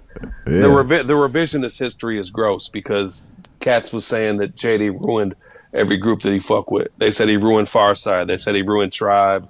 They said he ruined Common. People were not fucking with Beats, Rhymes, and Life. People were not fucking with Love Movement. People were not fucking with Electric Circus. People like Electric Circus got so universally panned when it came out. Yeah. And now you see these motherfuckers like, man, I love this record. We're raving about where the fuck was you at? You know what I mean? But you know what? I mean, nah, come on, man. Like Water for Chocolate. Stop. It's a great record. No, it's not. Resurrection is by and far the best Common record ever for me. Ooh. Like it's so head and shoulders beyond like Water for Chocolate is great. And people really bug out when I tell them that because it's like, yo, like JD was the executive producer. And I'm like, yeah, it's cool. That's the homie. But Resurrection, like Electric, Like Water for Chocolate had a lot of lotion on its hands. Not on no like fun, like soft. It was soft. Not like beating your meat type shit, but like so, you know when you shake a motherfucker's hands, you're like, damn, motherfucker, you got soft ass hands. What the fuck? Like, yeah. Resurrection, bro. Resurrection for me. The two records that raised the bar of wordplay for me in hip hop music were 93 Till Infinity and Resurrection. I scatter in the pattern. Like, man, like, yo, Resurrection, bro. Like, no ID on them beats. Like, that shit was... And Sinister on the cuts. Like, that shit was marvelous, yo. Doug Infinite, you know, Watermelon. I remember those joints. But I mean, come on. Like, really? Like Water, bro? There's skippers for me on Like Water for Chocolate. There's no skippers on Resurrection. Oh my god. No, there's definitely there's like 4 or 5 skippers for me. Like I can listen to that record front to back, but there's skippers. Like Resurrection, I can't skip past the record. I can't skip one record on Resurrection. You know what I mean?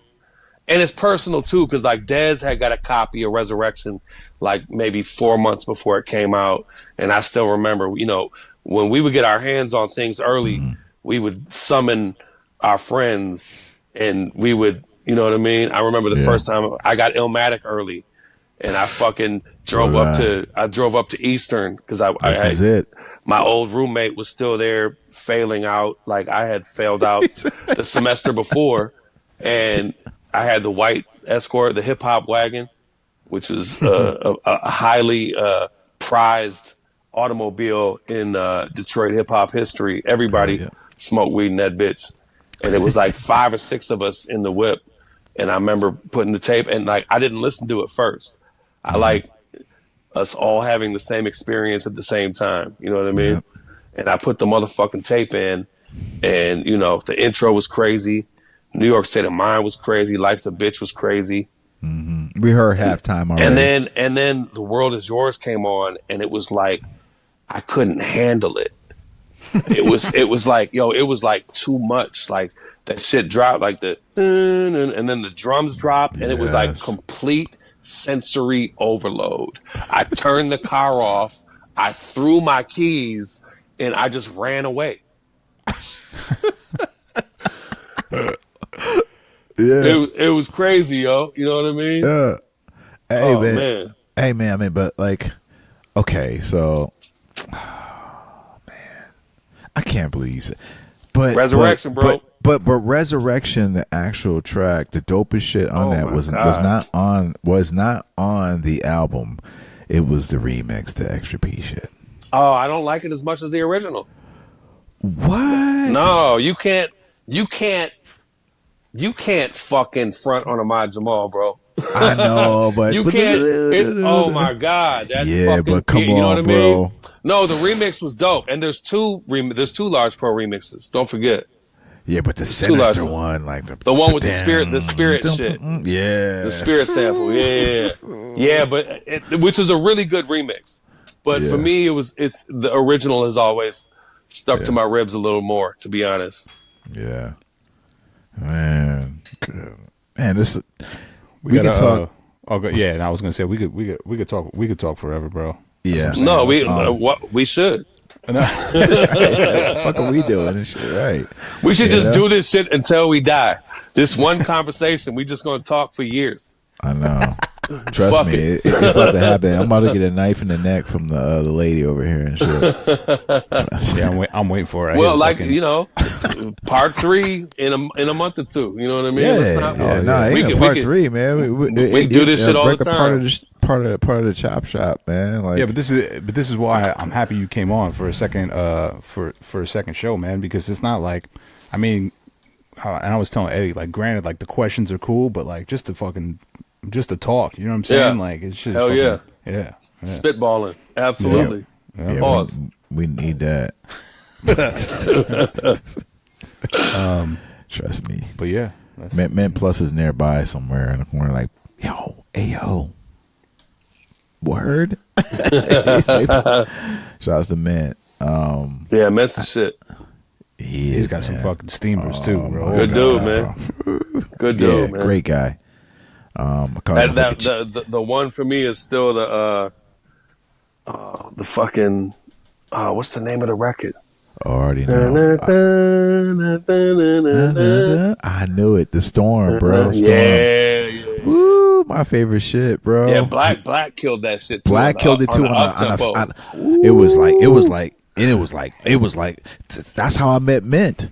I was so happy when I heard that. I was so excited. There's nothing more exciting than hearing something in a way that you didn't think was possible. You know what I mean? Because that was the Mint shit was the first time I heard that shit flipped, and it was like a perfect realization of the source material. But then like Black took that shit to another fucking universe. His shit, it was funny. I didn't hear Mint's. I heard Black Milk's version of it, and I was like, yo, this shit is tough. Yeah, man. It's called Will Remain. Yes, Will Remain. Thank you. Oh, that shit is a monster. Play that and then play Mint shit too. And I heard Black Milk's version first, and I was like, ooh, this shit, and it was slightly just off the tad bit. It wasn't even like no Dilla shit, because Black Milk is fucking Black Milk. He's dope. Right, absolutely. I mean, just dope, man. Absolutely. He's one of those guys, man, that's just complete artist. He's a leader. He is, man. You know what I mean? Super fly with it and shit. What was the name of Mint? Will Remain. Stormy Nights is the Mint Plus joint. Stormy Nights. Yeah, Stormy Nights. Yeah, and it was on the Stormy Nights EP. EP. Yep. Yeah. That's right. Yeah, yo, I love the way. So that's how I met Mint Plus, because I posted Will Remain just on some appreciation, right? And then Static said like, yo. He had tagged Mint Plus. He was like, yo, I kind of think that Mint Plus shit is bad. I was like, Mint Plus? Who's Mint Plus? It's more than one way to skin a cat. And that's the whole flip session shit. That was the whole point of that was perspective. Like, you know what I mean? I never heard the Black Milk. Bro, it's grooving. So play Mint's first. Okay. No, yeah, play Mint's first. Okay. Yeah. Yeah.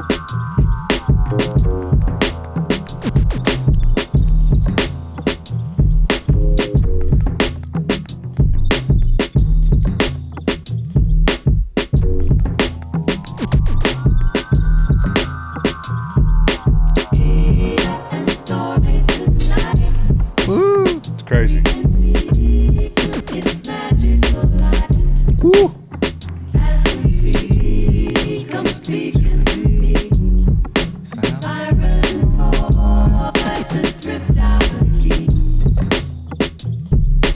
And then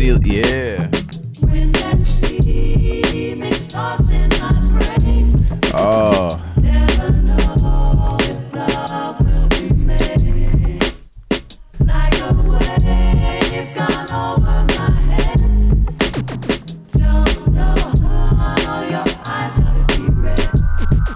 Crazy. Yo, and then Black Milk shit. Oh my god. Whole nother bag, bro. It's completely different. Watch that shit. Turn it up. This is logic. Oh. Right. That's the same shit that I said, bro. Oh. That shit. I heard this first though. Woo. Woo. Oh man. This is the first time I'm hearing this shit. And he rhymes to it. Oh, he's rhyming on this too? He's cooking on here, bro.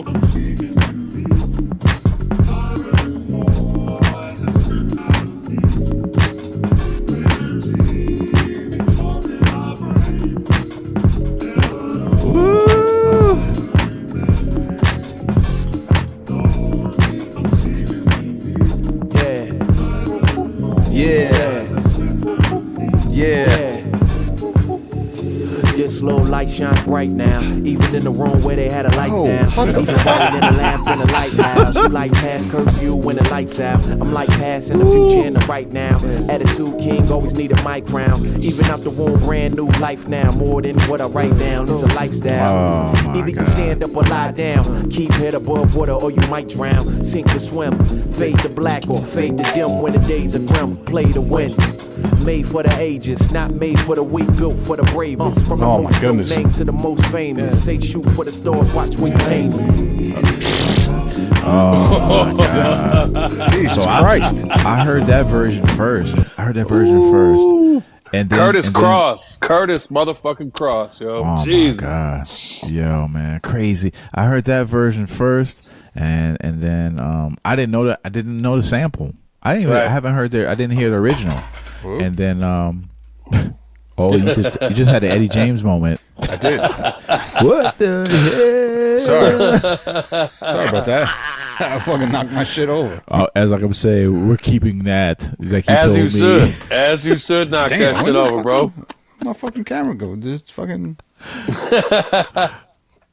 That shit just went away. Your camera just left this. No, earth. I saw it fall in slow motion. Trust me. Yeah, but I heard he's back. There we go. I knocked down my. Oh, there it goes again. Oh my God! You did your shit twice. Pause. What happened there? No, I knocked down. My wife got me this for I don't know, it was Christmas. She got me. Shouts to Nettie B. Fire. The bibs. It's got a little Spotify. Fuck Spotify, but it's got like a little like scan thing. You know what I'm saying? And then like you scan the Spotify code and it plays a song. Shit's cool. That's crazy. That's dope. Yeah, it's dope. It's like a small little vinyl. So I heard I didn't know the original sample. And then I heard Rare Silk. That's who it is. Yeah, Real Silk. Yeah, that's right. Yeah, Real Rare Silk. And it's called Stormy Nights. Yeah. Yep. So I heard I was grooving off of Black Milk shit. I was like, this is crazy. I was like, the song is crazy. Yeah, that shit and then Static told me, oh yeah, what's the name? Flip that sample. I was like, it's a sample. And then and he's like, yeah, Mint flipped it better. And that's how I met Mint Plus. And then Mint's got some shit, bro. Oh my God. I listened to Mint shit. I was like, oh, okay. And then I listened to the original record and I was like, woof. You know, that's the beautiful thing. That shit is a playground, bro. When you hear the records, it's a fucking playground. You know what I mean? Yeah. Like, he did a fucking Kick in the Door remix too. Who's that? That's right. What, Mint? Yeah. Ooh. Oh shit. This was in his folder. Okay, hold on. What? Yeah. Okay.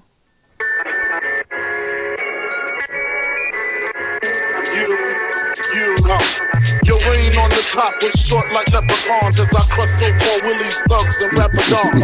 Get in that ass quick fast like Ramadan. It's that rap phenomenon. Don Dada, fuck Papa. Okay. You got to call me Francis MH. White intake like toast.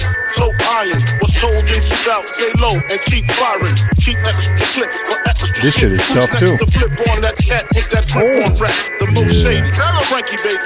Ain't no telling where I may be. May see me in DC at Howard Homecoming with my man Capone drumming fucking something. You should know my stilo. Went from 10 G's for blow to 30 G's a show to all G's with hoes I never seen before. Yeah, he's a fucking problem, bro. Oh my goodness. I call him the man, the machine, bro. Yeah, he's a problem. Now his manipulation tactics are extreme. Yo, you know he's like, a student of the game too. He beats records up. Like, yes, he does. He takes the motherfuckers apart. You know what I mean? And you know what? Like, he takes it very seriously too, man. Like, I know he's a student of the game. He loves record shopping. He sits and studies. He sits with equipment, analog and digital. Or you know, and he's just like, yo. But when he goes to do music, he keeps the same formula, and which is just like, you know, super dope. You know. I mean, man, like I know I asked you this before, man, but I mean, we talked about knowledge offline. Yeah. Or off out of knowledge, man. Hey man, most You said knowledge is the dopest. one of the most influential in this era in the last 10 years. You know what I mean? Like we were talking about it earlier. People used to talk about the influence that Jay had, you know, 25, 30 years ago. But back in the day, in order for you to play ball, you had to buy equipment. You had to have a turntable. You had to have a mixer. You had to buy records. You had to fucking buy an MPC or a SP12 or a 950 or whatever it was. That's right. And when knowledge came in, there was no investment. You didn't have to invest. And he was imitated beyond comparison, in my opinion. Right. You know what I mean? Like, what I mean, you like were in LA at the time. You were in LA at the time. Like the beat scene, like what became the beat scene was, for the most part, just a bunch of fake ass knowledges.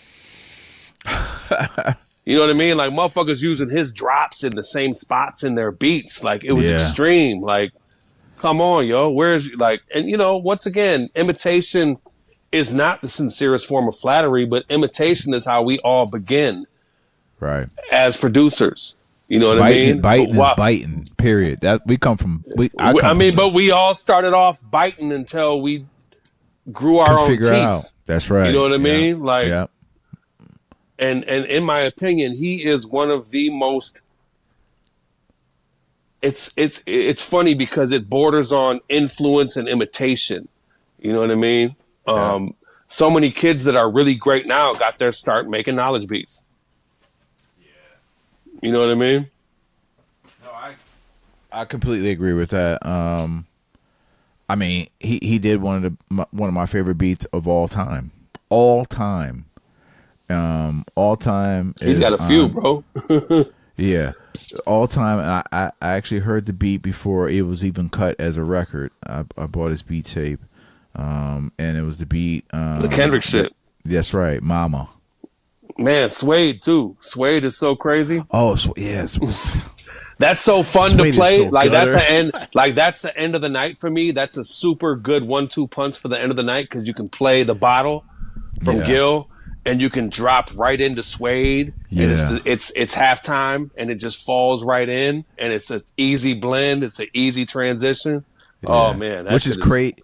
Fantastic. Yeah. The dude is magical, like, because I knew the Layla Hathaway shit. I mean, whatever. I'm not sample snitching, but his Layla Hathaway record that he flipped, I knew the song because I'm a fan of Layla. I'm actually crushing on her. Oh, she's fantastic, and she's not too hard on the eyes. Yeah, completely crushing on her. Just her voice is just the greatest. Her song, it's like I grew up on her father, right? And it feels like whatever she's talking about.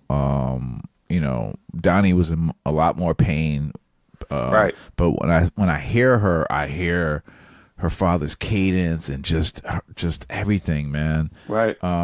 So I knew the record that he had flipped, and when I heard it, I was just like, yo, but the innocence of how that record happened is so incredible.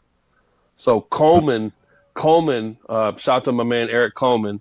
Mm-hmm. He actually did the photos for Let It Go. Shout out to Mochilla, shout out to B+. Dope. Eric Coleman Eric Coleman took the Mad Villainy cover. Like that was his picture. Ooh, you know what I mean? Dope, yeah. He was doing a photo shoot with Kendrick, and he just had his laptop open playing beats, playing knowledge beats and shit. And the innocence, you know what I mean? Yes. The innocence of it, like the same beat tape. Yo, he was doing a fucking photo shoot with Coleman, and Coleman had his laptop open playing knowledge beats, and that shit came on, and he's like, "What's that?" And Knowledge got a fucking Grammy. Yeah, man. Wow. You know what I mean? The record's so ill. Or a Grammy nomination. I don't know if they won. No, he got a Grammy because it was on like Pimp the Butterfly. Yeah, he definitely got a Grammy for that. Yeah, that's crazy. You know what I mean? My favorite record. Yeah, man, that's just great, man. Like Knowledge is one of those guys, and he just stays like he's serving himself. He's doing what he wants to do. He's not playing ball. Yeah. You know, he's not out here looking for placements and none of that shit. You know what I mean? Yeah. Shout out to Al too, like how he rerouted his whole career. Like Al was like, "Fuck this shit. I'm just gonna make the records I want to make." And that's why you should not get rid of. That's why you should not put. Bro, I got 82 records, corner. bro. I got 82 But records. there's. I mean, maybe It you ain't need nobody- maybe you it need ain't- an A&R, B. Bro, I am the A&R. I No, wish I but would. maybe no, seriously. Bro, I'm very in tune with the universe. I'm very I know in you tune with the are. Universe. Like I'm chilling. But if you want to Until put I'm the not. shit in the motherfucking storage, like maybe you need Bro, I'm trying to fresh find ears or something. Or I'm trying. No, I have the freshest ears, bro. You know what I mean? Like I can't even find distribution companies that want to take back stock, and all my shit's been direct to consumer for 4 years, 5 years. So the shit ain't even been in the stores, and I can't find a distribution company because I have nothing in the pipeline. You know what I mean? And I'm not about to. I'm not about to figure out. I'm not about to figure out records to present. Motherfucker, I got 82 records here. Sell my shit. This shit is fire. Yeah. I don't work by other people's rules, bro. Right. And I have very stringent rules that I work by. And once I can't work, once it don't make sense my way, it don't make sense. You know what I mean? Yeah. So in a perfect world, I mean, what are you doing? In a perfect world, a perfect world, y'all got street corner music for 10 years and you got 82 records. Yeah. In a perfect world. He's standing by his shit. You feel me? Yeah, I feel you. I get it. Yeah. Yeah, no, I do. It's personal, bro. This shit ain't no business. It's personal. This shit is my heart, and I got to protect my heart. And I wrote it out. I wrote it out, and I protected my shit, and my heart got broke last year. Yeah. And, you know, you ain't trying to go catch no bitches when you just got your heart broke. We talked about Spotify. Do you even give a shit about that? The penny, the bill, getting a penny. I mean, I feel like Spotify is them and records is us. Mm-hmm. You know what I mean? Like, if a motherfucker feels that spending $9.99 a month is enough, is all they need to pay to enjoy music, God bless you. Yeah. But that's not enough, homie. You know what I mean? So- I buy so that every if artist I is hear getting- a record that I love, I buy it off of Bandcamp. I was doing my stream the other day, and the homie Tim Parker, shout out to Tim Parker, NTS Radio. He was like, "Yo, you heard that new Mike record?" And I was like, "Nah, I fuck with Mike heavy. Mike is fantastic." Mike, Mike, just Mike, Putting out heavy some new like shit. heavy Earl, you know, like one of Earl's heavy influencers. Like Mike is crazy, bro. Mike is fucking crazy. Okay. Man, hold on. You said Earl like Earl sweatshirt? Yeah, play this record. Find this record real quick. Go ahead. Quelle put me up on Mike, and it's funny because Quelle dope too, man. when I heard Mike and when I heard Navy Blue for the first time, I was like, damn, Earl's got a lot of sons. But then you find out that they're actually like kind of his parents. Yeah. We just didn't know about him yet. You know what I mean? So His name Mike, is Mike, my son is an Odd Future fanatic. what is this fucking song? Hold on. Is Mike from New York? I think he is actually. Yeah, New York. I see. Hold Mike. on. The song that I want you to play is. Where the fuck is it? Mike, come on. It's an album called Pinball. That's the new one. Okay, so look, the song I want you to play is called Evil Eye. Quelle played this shit for me. I was going fucking crazy, yo. But like, before you play that, like, you know, the homie Tim was like, Mike got a new record. I went right to Bandcamp. I bought the record live while I was on stream, and I played the whole record front to back. Right. You know what I mean? But shoes. That's my point in case, man. Yeah, like people come to you for the dope. You know what I'm saying? Yeah, and there's 82 records that are dope. It's 82 records. You feel me? I know, but why? I can't force nothing, bro. I'm empty. I'm empty now. But like, all you have to do is reach out and say let's collab on something, and they create something like a mic. Like, you don't want to do that? But they're already established. He's not trying to fuck with people who are established. I fuck with sediment. I fuck with all the shit that falls between the cracks. You'll be amazed at how many of those people, how they might feel about house shoes. Bro, I have not heard anybody in 4 years that I've wanted to put a record out on. And that leads into everything else that's happened. Yeah. You know what I mean? I'm not here to be you did forcing Mike and Keys. Mike and Keys. That shit was yeah, dope. but they never, that was their first album. Oh, shit. How about that? Yeah, like when I put JD's record out, I put JD's first record out. I didn't realize that when I did it. Somebody told me that shit like 10 years ago. They're like, Shoes, fuck all that little Dilla drama, the shit that's going on. You put out JD's first record. And I was like, I was like, what the fuck are you talking about? And they were like, Shoes, JD releases JD's first record. And that shit was like, hit me like a ton of bricks. Like I lost my breath. You know what I mean? Yeah. Play this Evil Eye joint, bro. You got it? Run it back.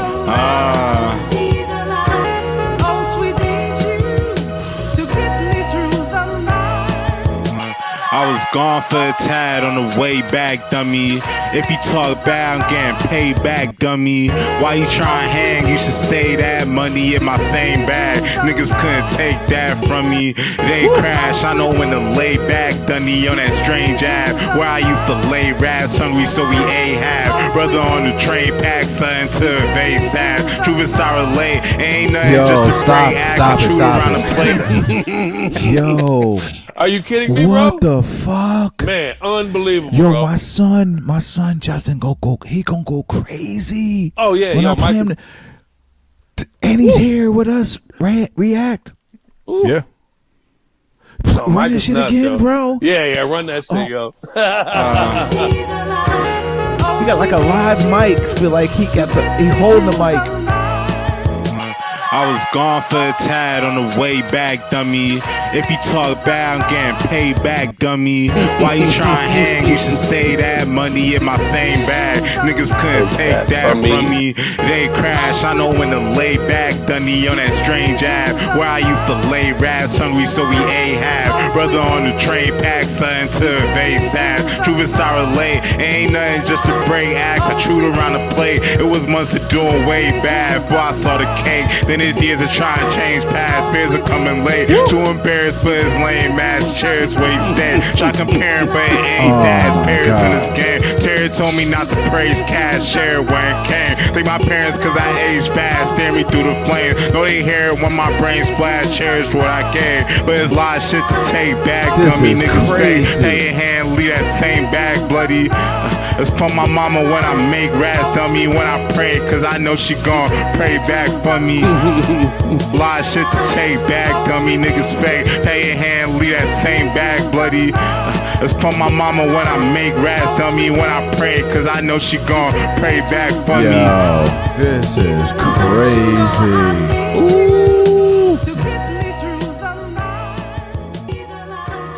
Yo, this shit is crazy.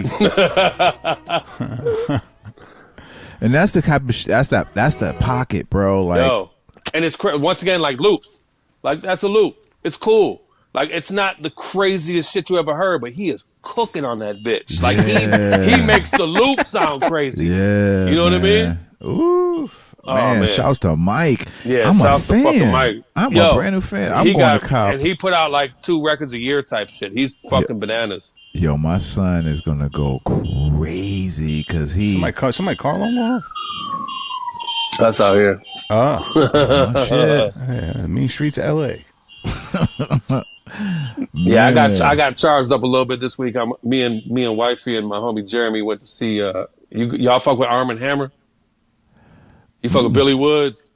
Jesus Christ, bro. That shit is like Can Ox vibes. Like when Cannibal Ox came out, I remember Cannibal Ox. Like that shit was like books. That shit was like Shakespeare. That shit was literature. Yeah. You know what I mean? Like Billy, like Arm & Hammer, super fire. The name of their album is We Buy Diabetic Test Strips. Holy shit. But Billy Woods, Billy Woods got a song called "No Hard Feelings," bro. He did that shit at the show. I shrieked.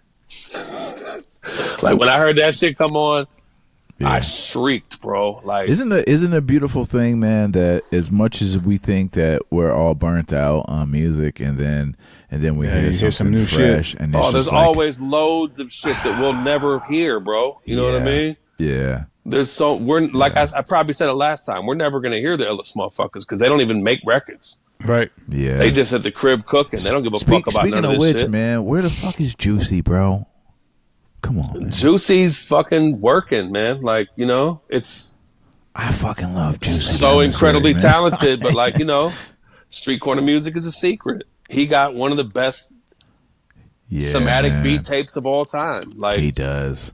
Attention, once again, Kmart shoppers, people. So I'm grateful, telling you right bro. now, like, I was allowed to be the vessel for that. Like, do you know how grateful I am for that? Crazy. I'm not like, bitch, that's because of me. No, it's because of him. I'm grateful. I'm sure he's grateful I put it out, but I'm way more grateful to have been allowed to be the person that put that out. We'll repeat that again. I'm going to repeat it again. Attention Kmart shoppers is definitely one of the I'll splice a record in post. Yeah, one is the illest beat tapes ever. And speaking of which, Shoes, just recently the homie Gito, Detroit native, Patty Hearst. He just came back with the Patty Hearst beat tape, man, 2005. Yeah, bro. I've had the test presses for like 2 years. Yo, I'm react. I'm gonna. I'll send you a. Yo, anything you pick off of that, unbelievable. He took the whole story of Patty Hearst, which is some super wild shit, and he made a fucking movie out of it, like an audio movie. It's unbelievable. Yeah, he had the live recordings from when they were questioning her about everything, and then it just came with it. But the beats were like slaps, bro. That Vangelis flip on there. Oh my god. Marv One actually had a song over that back in the day. I gotta see if I can find that shit on the old hard drive or something. Wait a minute, they're working on it. No, the Oh yeah. Oh, Marv had a crazy song on that shit 20 years ago. I begged him. I said, and to the point he got tired of me. It was like, told me to find the shit. Gito was like, hey man, I feel like I kind of talked him into finally doing that shit. I might be tripping, you know what I mean? But I was like, bro, that shit's got to be on a record, bro. Like that shit is a document, you know what I mean? It is, man. And I mean, there's a lot of beat tapes, and you put out a lot of stuff. Where does that rank on? I mean, I'm gonna put you on the spot. Does it rank? What? Patty Hearst? Yeah. Oh, it's right. It's neck and neck with Kmart choppers. Yeah. You know what I mean? Agree. Like beat tapes are one thing, but when you have a theme to it and you properly execute, you know what I mean? He knocked that bitch out the park, bro. It's perfect. Yeah, it's absolutely perfect. Say it again. And it's brief so I too. can hear it. I want to hear it. It's brief too. It's like 30 minutes. You know what I mean? It is, man. Yeah, that's good. I'm glad I bought the vinyl too, man. Like, it's on his Bandcamp. I don't know if it's wajidbandcamp.com. Yeah, it is. Or, it is. Yeah. And I feel like he only did like maybe 100 copies or some shit. So I got 2. Yeah, I got 2 also. And them bitches is $50 a piece, and that's the homie. That's and I could have asked for them bitches for free, but we don't ask for guest lists no more. We're adults. Yeah, no. Buy your friends' music, but don't buy your friends' music on some charity shit. Buy your friends' music when it deserves to be bought. Yeah, that's right. You know what I mean? I do it like come on, man. I mean, that's I've been doing that for years, man. I'm not buying no shit. I'm not just gonna not play. Yeah, I don't do favors. I'm not gonna buy your record as a favor. These shits in here, man. These are not favors in here, man. Like, I mean, there's some stuff like from the past where I was thinking about looping stuff, but every record in here, you might have some. It might be some nostalgia sprinkled in there, where it's just a nostalgic thing, but 90% of our collections are personal as fuck. You know what I mean? It is. Here's a good one for the camera, since we're doing video now. Before we go, what is your prized possession, like your record? Like, probably I know you got something in there. Hold on. If it's close, you pull for the camera. Dun, dun, dun, dun, dun. I don't know where it is. Oh. I don't know where it is. He got a lot of records too. But it's Sunrise Ltd. It's a Detroit private press record that is like $700 on Discogs right now. Oh. And I think I paid $250 for it.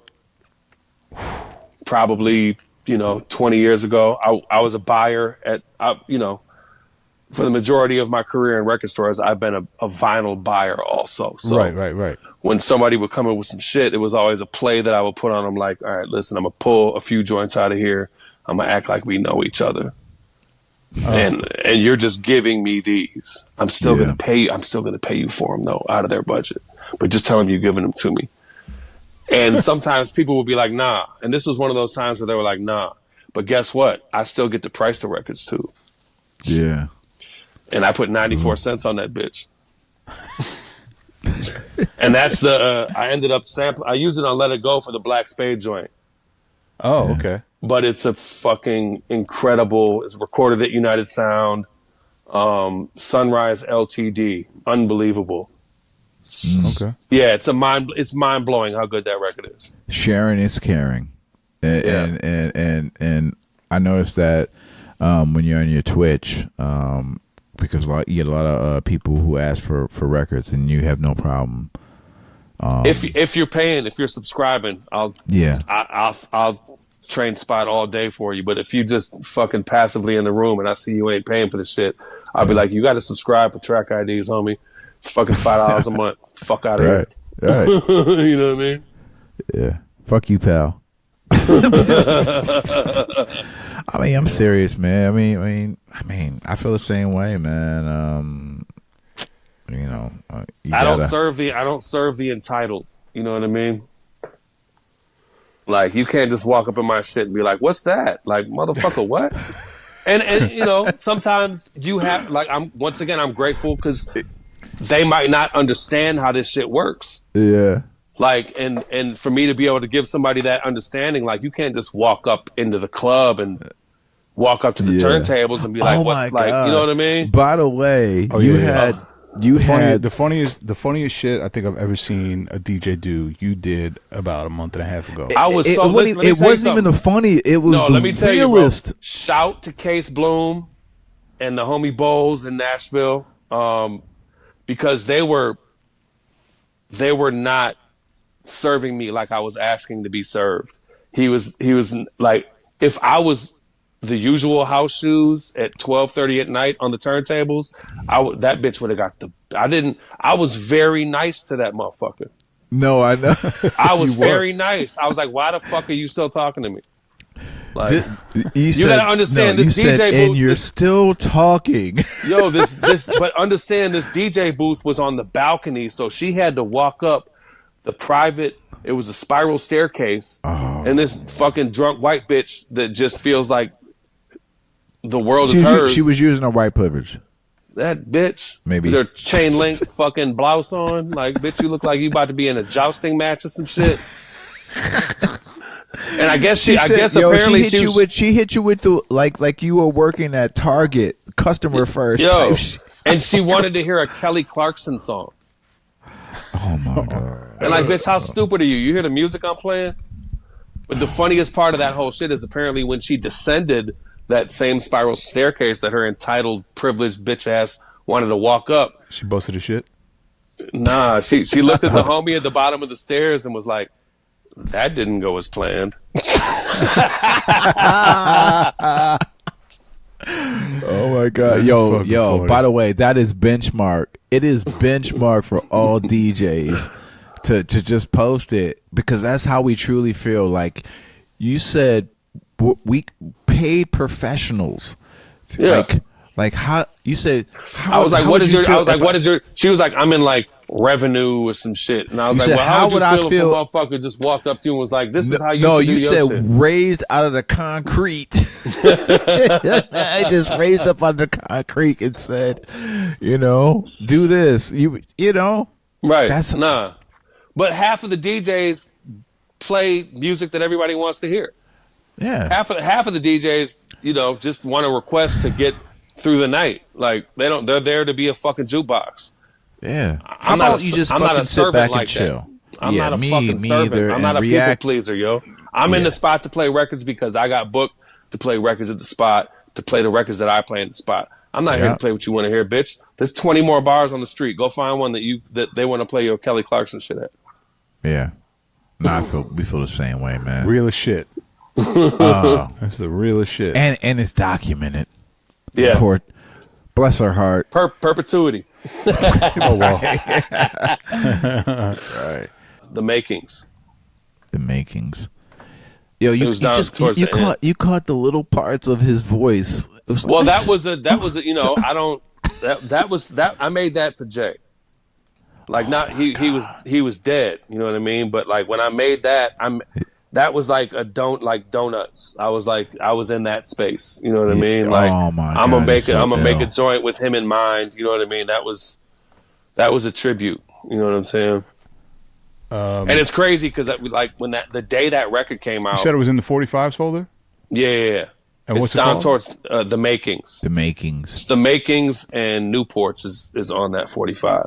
But the day that so that was a do-over record. The homies, the do-over, it's a crazy party.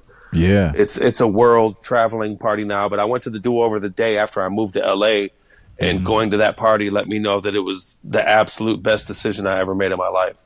And the day they no, that's like a mixtape. No, it's in the I'll tell you. Oh, I see. A01 The Makings. Yeah. Yes. But so what happened was the do-over decided they were going to start putting records out. Yeah. And they hit me up, and it was a double A-side 10-inch with me and Flying Lotus. And how do you feel about him, man? He's another guy. He's fucking amazing. Yeah. I didn't like him at first because it was all like fake Dilla shit. But like once again, we bite it first. You know what I mean? He had to sit with the music. Yeah. He's fucking incredible. He's worlds beyond where a lot of us could find our reach in the game. Yeah. But the day that they dropped the 10 inches off to me when I was working at Fat Beats, I was, that's the first record. Yeah. Would you say react? 10 inches. He said they dropped 10 inches. That's a big off to him. That's a big boy, right? That's a big boy. 10 inches, yeah. That's the first record that I ever had at that point in my life that was a house shoes record. I had produced songs for other people, but this is the first time that a record said house shoes, right? Yeah. And I put it on the turntable at Fat Beats, and I was just sitting behind the counter, just smiling. And one of the only real moments where I in my career where I was just really proud of myself. Mm-hmm. You know what I mean? And Diamond D walks in. Mm-hmm. And he's like, "What is that?" And I was like, "It's my shit." And he was like, "Yo, that's crazy." And I was like, you know what I mean? Yeah, going from I'm in the middle of my moment where I'm really feeling myself, not on no extra shit, but just happy and proud of myself. Yeah. And then Diamond D walks in and tells me that shit is fire. Yeah, that's great. That's crazy. Yeah. Fucking Diamond. Oh. Yeah. I got the record. Oh, yeah, man. It's been great, man. No, absolutely, bro. Man, we love you, bro. This is we're gonna do part 3. Yeah, you're no longer. It's not even parts. Like, man, like we gonna sit and talk about. Like, we could do this shit every Saturday, every other Saturday. Like, for real, we could schedule it. Like, just to make sure. You know what I mean? I get my kids every other weekend. They're here, so like, we could do this shit a couple times a month, bro. Like, easily, at least once a month. I feel we could do this. Yeah. Yeah, no, I'm down with that. There's so much shit to talk about music. We even get to talk about a lot of shit. Yeah, three Stooges in this bitch. You know what I mean? right. Facts, man. Brody, I appreciate you, and I appreciate you. I appreciate we know what we talk about, baby. Yeah. This right here, something I missed. What happened? Oh, no. No. You sent Eddie some gas that I don't know about? No. I'll send you some too, bro. I'm just fucking with you. Run it back and turn this shit up. Oh, all right. I'm running back. My bad. Damn. You're so fucking angry, bro. Man, no, because this shit. These are the making of you.